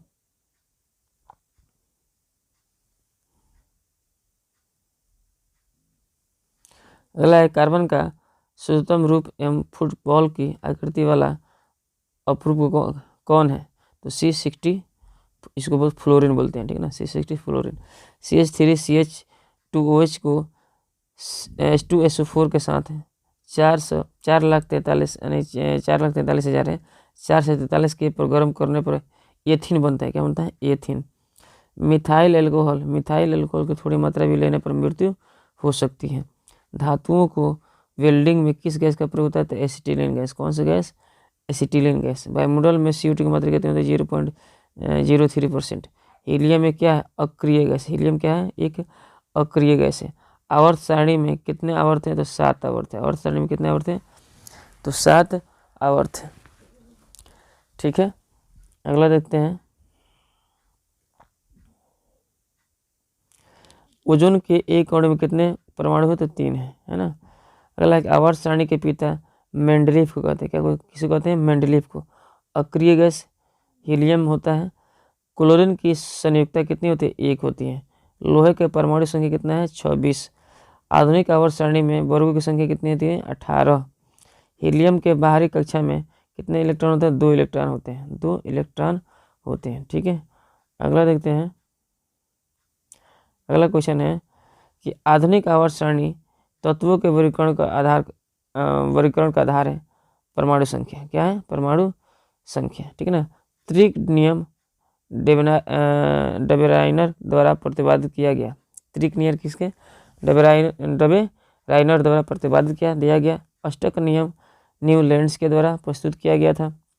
मेंडलीफ के आवर्ती नियम के अनुसार तत्वों के गुण धर्म किनके आवर्ती फलन होते हैं, तो परमाणु द्रव्यमान के। किनके, परमाणु द्रव्यमान के। मेंडलीफ ने तत्वों को किसके बढ़ते क्रम में वर्गीकृत किया, तो परमाणु द्रव्यमान के। किसके, परमाणु द्रव्यमान के। तत्वों के आधुनिक आवर्ती नियम के अनुसार तत्वों के गुण धर्म किनके आवर्ती फलन होते हैं, तो परमाणु संख्या के। तत्वों के आधुनिक आवर्ती नियम के अनुसार तत्वों के गुण धर्म किनके आवर्ती फलन होते हैं, तो परमाणु संख्या के। अगला देखते हैं। अगला है कि आवर्त सारणी के किसी समूह के विशेष में तत्वों के विद्युत धनात्मक अभिलक्षण ऊपर से नीचे की ओर आने पर बढ़ता है। क्या होता है, बढ़ता है। आवर्त सारणी के किसी समूह विशेष में तत्वों के विद्युत धनात्मकता अभिलक्षण ऊपर से नीचे की ओर आने से क्या होता है, बढ़ता है। आवर्त सारणी में बाईं से दाईं ओर जाने पर परमाणु आसानी से इलेक्ट्रॉन को त्याग करता है। आवर्त सारणी में बाईं से दाईं ओर जाने पर परमाणु जो होते हैं आसानी से इलेक्ट्रॉन को त्याग करता है। कहाँ से किधर जाने में? बाएं से दाएं ओर जाने में। देखिए क्लोरीन सबसे अधिक अधात्विक गुणधर्म को प्रेरित करते हैं। कौन जो है सबसे अधिक अधात्विक गुणधर्म को प्रेरित करते हैं? तो क्लोरीन। क्लोरीन सबसे अधिक अभिक्रियाशील हैलोजन है। कौन सबसे अधिक अभिक्रियाशील हैलोजन है? तो क्लोरीन। अगला है चूना पत्थर, खड़िया और संगमरमर किसका विविध रूप है? तो कैल्शियम कार्बोनेट का, CaCO3, कैल्शियम कार्बोनेट का, ठीक है ना। अगला है कि चूना जल की रासायनिक सूत्र है CaOH2, ठीक है ना, CaOH2। Na2O एक क्षारकीय ऑक्साइड है। कैसे ऑक्साइड है? तो क्षारकीय ऑक्साइड है। Na2O। Cl2O7 क्या है? अम्लीय ऑक्साइड है। कौन है? अम्लीय ऑक्साइड है। मनुष्य का शरीर का pH मान किस परिसर से सही ढंग से कार्य करता है? तो 7 से 8, 7 से 8। हमारा उदर किस अम्ल को उत्पन्न करता है? तो HCl यानी हाइड्रोक्लोरिक अम्ल। हमारे पेट में हाइड्रोक्लोरिक अम्ल उत्पन्न होता है, ठीक ना। उदासीनीकरण अभिक्रिया में अम्ल और क्षारक मिलकर लवण का निर्माण करते हैं। अम्ल और क्षारक मिलकर क्षारीय विलयन का मान 7 से अधिक और अम्लीय विलयन का मान 7 से कम होता है, ठीक है ना। अगला देखते हैं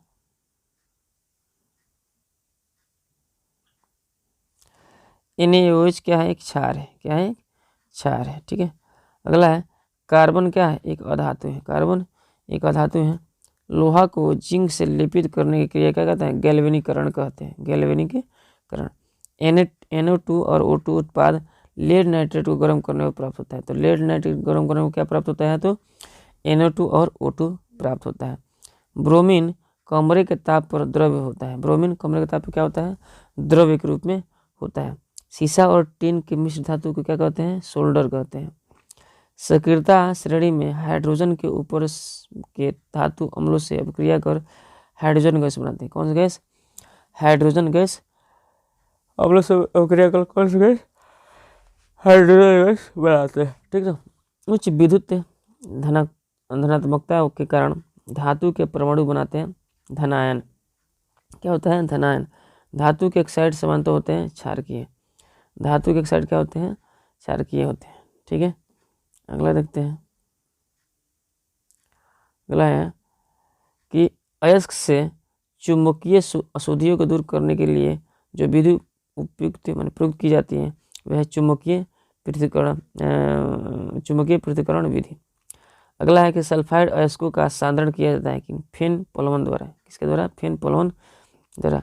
मैग्नीशियम एल्युमिनियम का मिश्र धातु है। मैग्नीशियम एल्युमिनियम की मिश्र धातु है। बक्साइट एल्युमिनियम का मुख्य धातु है। बक्साइट एल्युमिनियम क्या है? मुख्य धातु है। अगला है कॉपर का निष्कर्षण मुख्यतः किस अयस्क से किया जाता है? तो CuFeS2, ठीक है ना, कॉपर पायराइड के द्वारा। कॉपर पायराइड से किया जाता है। सांद्रण गंधक किस आणविक रूप में पाया जाता है? तो S8। फास्फोरस का आणविक सूत्र होता है P4। क्या होता है? P4 होता है, ठीक है। अगला है कि सोना किसमें अम्ल राज्य में घुल जाता है? सोना अम्ल राज्य में घुल जाता है। अमलगम एक मिश्र धातु है जिसमें एक धातु हमेशा रहता हुआ है पारा। वल्कनीकरण में की प्रक्रिया में प्राकृतिक रबर को के साथ साधारण गंधक क्या होता है? मिलाया जाता है। वल्कनीकरण की प्रक्रिया में प्राकृतिक रबर के साथ साधारण गंधक मिलाया जाता है, ठीक है। श्वेत फास्फोरस अति ज्वलनशील है। श्वेत फास्फोरस क्या है? अति ज्वलनशील है। व्यावसायिक स्तर पर एल्युमिनियम धातु का निष्कर्षण किस अयस्क से किया जाता है? तो बॉक्साइट के द्वारा। किसके द्वारा? Bauxite Al2O3 × 2H2। लोहे के निष्कर्षण में चूना पत्थर कैल्शियम सिलिकेट यानी कि CaCO3 के नाम से एक यौगिक बनाता है। यह यौगिक कहलाता है धातुमल। क्या कहलाता है? धातुमल। किसी तत्व का गुण धर्म का 2 या 2 से अधिक विभिन्न रूपों में प्रस्तुतिकरण तत्व की क्या कहलाती है? अपरूपता। किसी तत्व का गुणधर्म का दो या दो से अधिक विभिन्न रूप में प्रस्तुतिकरण क्या कहलाता है? अपरूपता। खाद्य पदार्थों के डिब्बों पर जिंक की बजाय टिन लेप लगा होता है क्योंकि मुक्त अवस्था में पाई जाने वाली धातु सोना होता है। मुक्त अवस्था में पाई जाने वाली धातु क्या होता है? सोना होता है। ठीक है ना। अगला है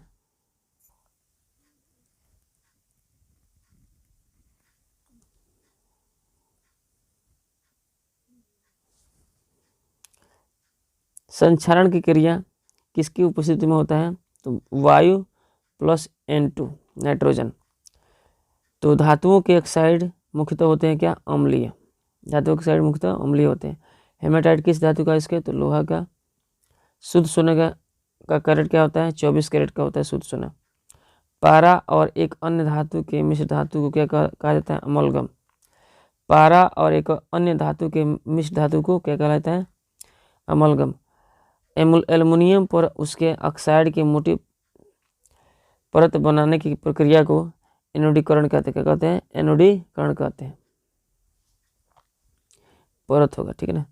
अगला है बॉक्साइट का सूत्र क्या होता है? Al2O3 × 2H2। धातुओं के शुद्धिकरण का सबसे उत्तम विधि है विद्युत अपघटन। क्या है? धातुओं के शुद्धिकरण की सबसे उत्तम विधि विद्युत अपघटन है। ठीक है ना।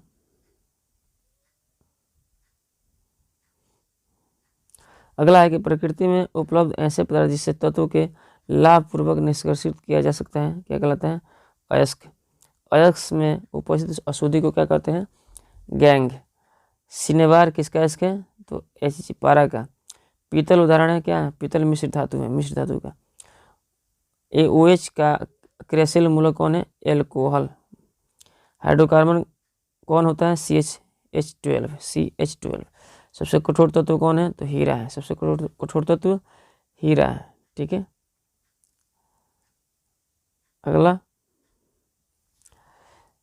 यहाँ पे जो CHO अभिक्रियाशील मूलक को कहते हैं एल्डिहाइड। क्या बोलते हैं? एल्डिहाइड। एथेन का आणविक सूत्र है ना, माइनस यहाँ पे C2H6 है। क्या है? 7 सहसंयोग बंध है इसका। 7 सहसंयोग बंध है। नाइट्रोजन अणु में नाइट्रोजन परमाणु के बीच कितने सहसंयोजन आबंध होते हैं? तो 3। कितने होते हैं? 3। बेंजीन का अणु सूत्र क्या है? C6H6। ठीक ना। ये बेंजीन का अणु सूत्र है।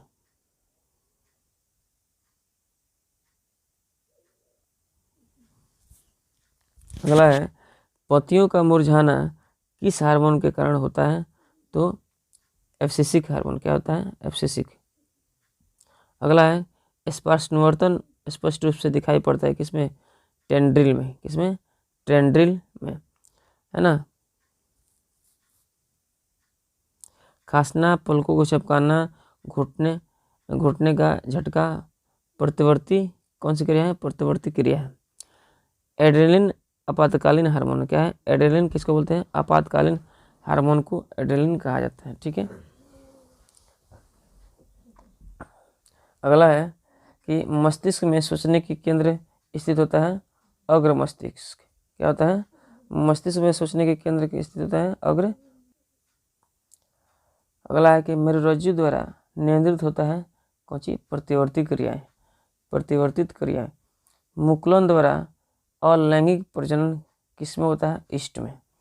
मुकुलन द्वारा अलैंगिक प्रजनन किसमें होता है? ईस्ट में। पुष्पीय पौधों में लैंगिक जनन किसके द्वारा होता है? फूलों द्वारा।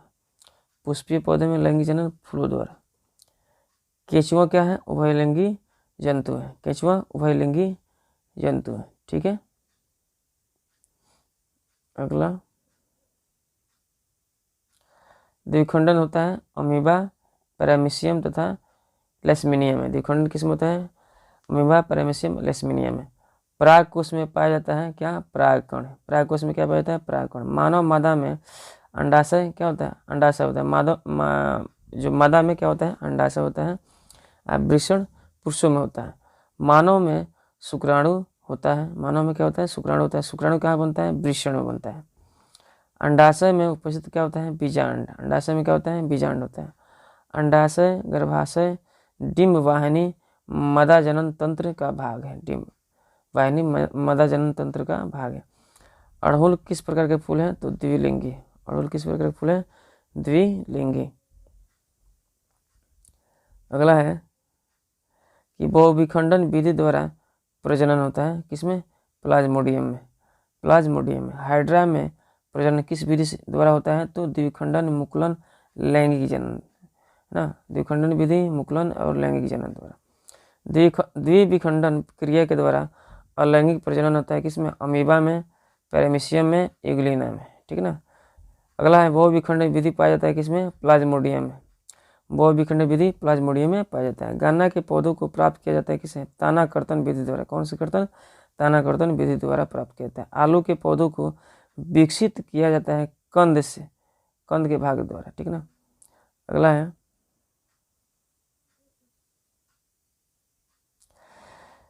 है भाग द्वारा जो नोड उपस्थित होता है। रोपित किए गए पौधों के भाग को कहते हैं कलम, है ना। अंकुरण के बाद परागकण में होते हैं दो नर युग्मक। क्या होते हैं? दो नर युग्मक। लैंगिक अलैंगिक प्रजनन में भाग लेते हैं एक जनक। अलैंगिक में एक जनक भाग लेते हैं। बीज के निर्माण होता है निषेचित बीजांड में। किसमें? निषेचित बीजांड में।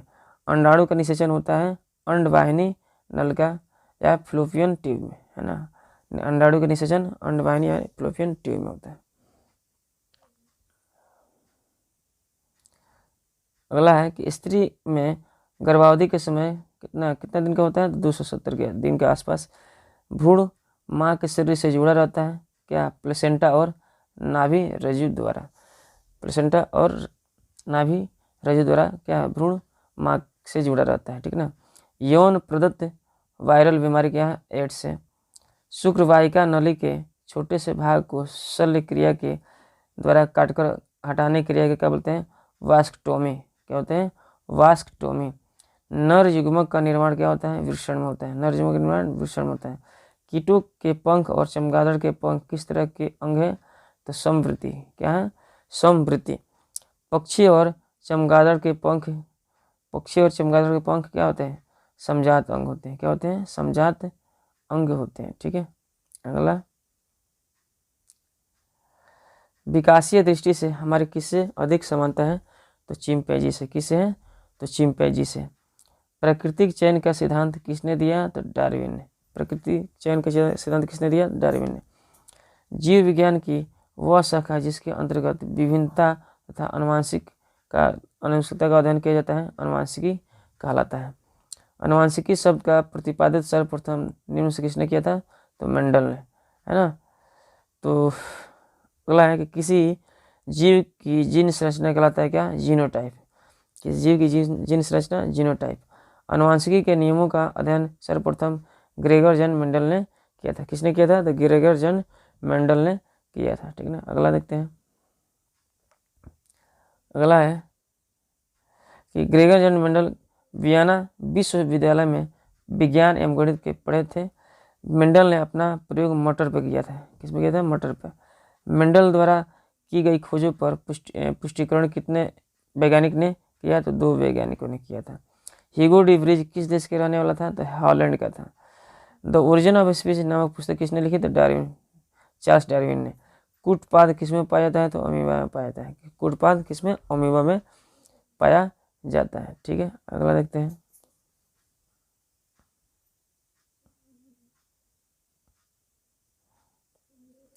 जीन शब्द किसने प्रस्तुत किया? तो जीन शब्द जॉनसन ने। किसने? जॉनसन ने। मटर के फूल क्या है? द्विलिंगी है। पुष्प के परिपक्वता के पहले परागकोश को हटा दिए जाने की क्रिया क्या कहलाते हैं? इमैस्कुलेशन। ठीक है। प्रयोग में केवल एक ही गुण की वंशगति का अध्ययन कहलाती है एक संकर। क्या कहलाती है? एक संकर। मेंडल के एक संकरण के प्रयोग से प्राप्त जीनोटाइप अनुपात क्या है? 1:2:1, 1:2:1। ठीक है। अगला देखते हैं।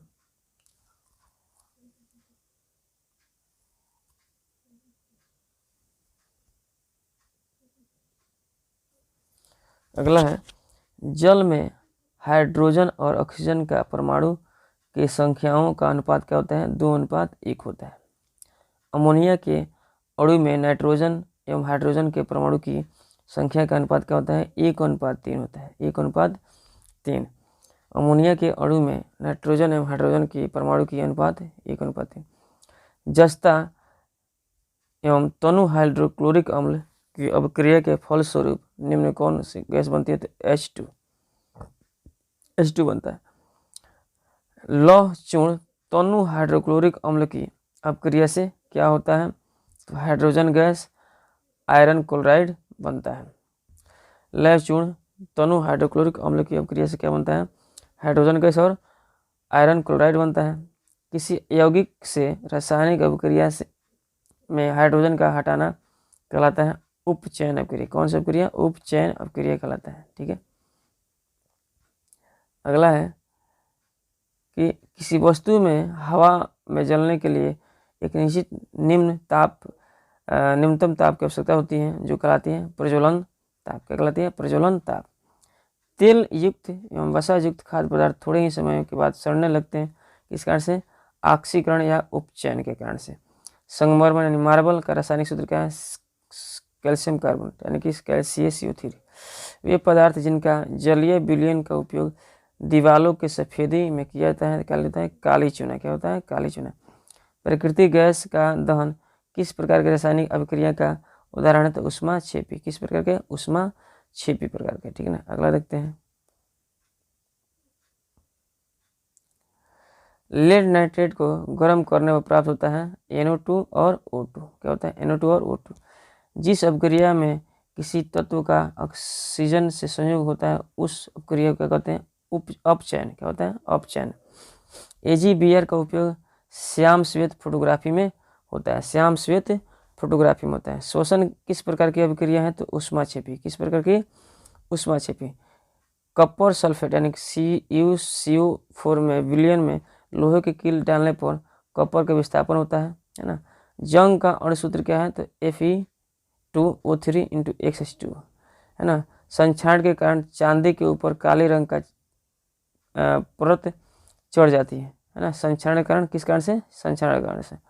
संक्षारण के कारण तांबे के ऊपर हरा रंग की परत चढ़ जाती है। तो संक्षारण के कारण से तांबे के ऊपर कौन सा हरा परत चढ़ता है? तो हरे रंग की परत चढ़ जाती है। ठीक है। अगला देखते हैं। अगला है कि दानेदार जस्ते पर तनु सल्फ्यूरिक अम्ल यानी H2SO4 की अभिक्रिया करके बनता है calcium carbonate CaCO3। Ferrous sulphate को गर्म करने पर कौन सी गैस बनती है? तो SO2।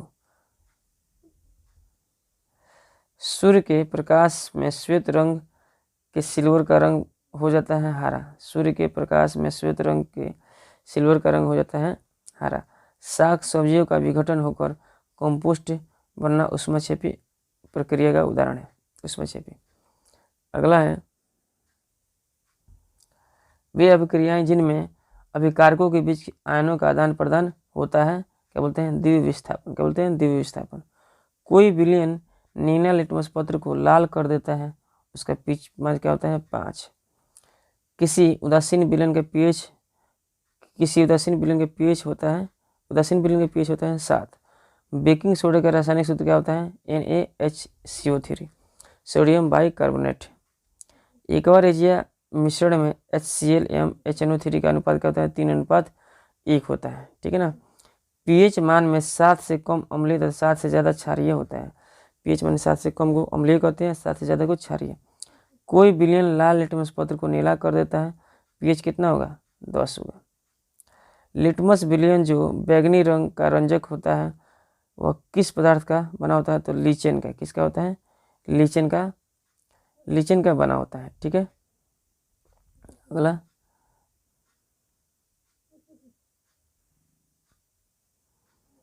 अगला है पोटास एलम एक क्या है? द्विक लवण है। पोटास एलम एक द्विक लवण है ना।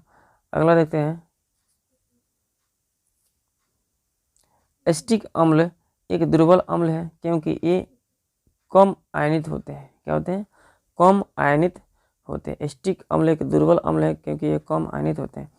अपच या उपचार अपच का उपचार करने के लिए एंटाएसिड यानी प्रति अम्लीय का उपयोग होता है। एंटाएसिड यानी कि अगर क्षार है तो एसिड खाकर उसको क्या करते हैं, उसको मतलब कि उदासीन करते हैं, ठीक है ना। जल के अम्लीय एवं क्षारीय विलयन किसके कारण विद्युत के सुचालक होता है, तो H+ और OH- दोनों। तो सोडियम एवं पोटेशियम धातु ठंडे जल से अपक्रिया कर धातु के हाइड्रोक्साइड बनाते हैं। सोडियम एवं पोटेशियम धातु ठंडे जल से अपक्रिया कर धातु के हाइड्रोक्साइड बनाते हैं, है ना। अगला है, किसी लाल तत्व लोहे पर अत्यधिक गर्म जलवाष्प प्रभावित करने पर क्या होता है, तो फास्फोरिक ऑक्साइड बनता है। क्या होता है, फास्फोरिक ऑक्साइड का निर्माण होता है, ठीक है। अगला है कि मनुष्य के थके हुए मांसपेशियों में किस अम्ल के जमा होने के कारण अधिक दर्द होता है, तो लैक्टिक अम्ल। क्या, लैक्टिक अम्ल के। दही में किस प्रकार का अम्ल पाया जाता है, तो लैक्टिक अम्ल पाया जाता है। प्लास्टर ऑफ पेरिस का सूत्र क्या होता है, CaSO4 × 1/2 H2O। नींबू में कौन सा अम्ल पाया जाता है, तो सिट्रिक अम्ल पाया जाता है, ठीक है। नेटाल पादप के पत्ते छू जाने पर डंक जैसे दर्द होता है, यह किस अम्ल के स्राव से कारण से होता है, तो फार्मिक अम्ल के, है ना। अगला देखते हैं। अगला है कि धोबन सोडा का और सूत्र क्या होता है, NO2CO3 और 10H2O, ठीक है ना, 10H2O। अगला है, चींटी के डंक कौन सा अम्ल पाया जाता है, तो मैथनोइक अम्ल या फार्मिक अम्ल इसको बोलते हैं। बुझा हुआ चूना और क्लोरीन की क्रिया से किस यौगिक का निर्माण होता है, तो विरंजक चूर्ण का। चूना जल के अधिक मात्रा में कार्बन डाइऑक्साइड गैस प्रभावित करने पर चूना जल का रंग कैसा बदल जाता है, तो श्वेत हो जाता है। श्वेत मतलब उजला हो जाता है, ठीक है। अगला देखते हैं। धन्यवाद, ठीक है।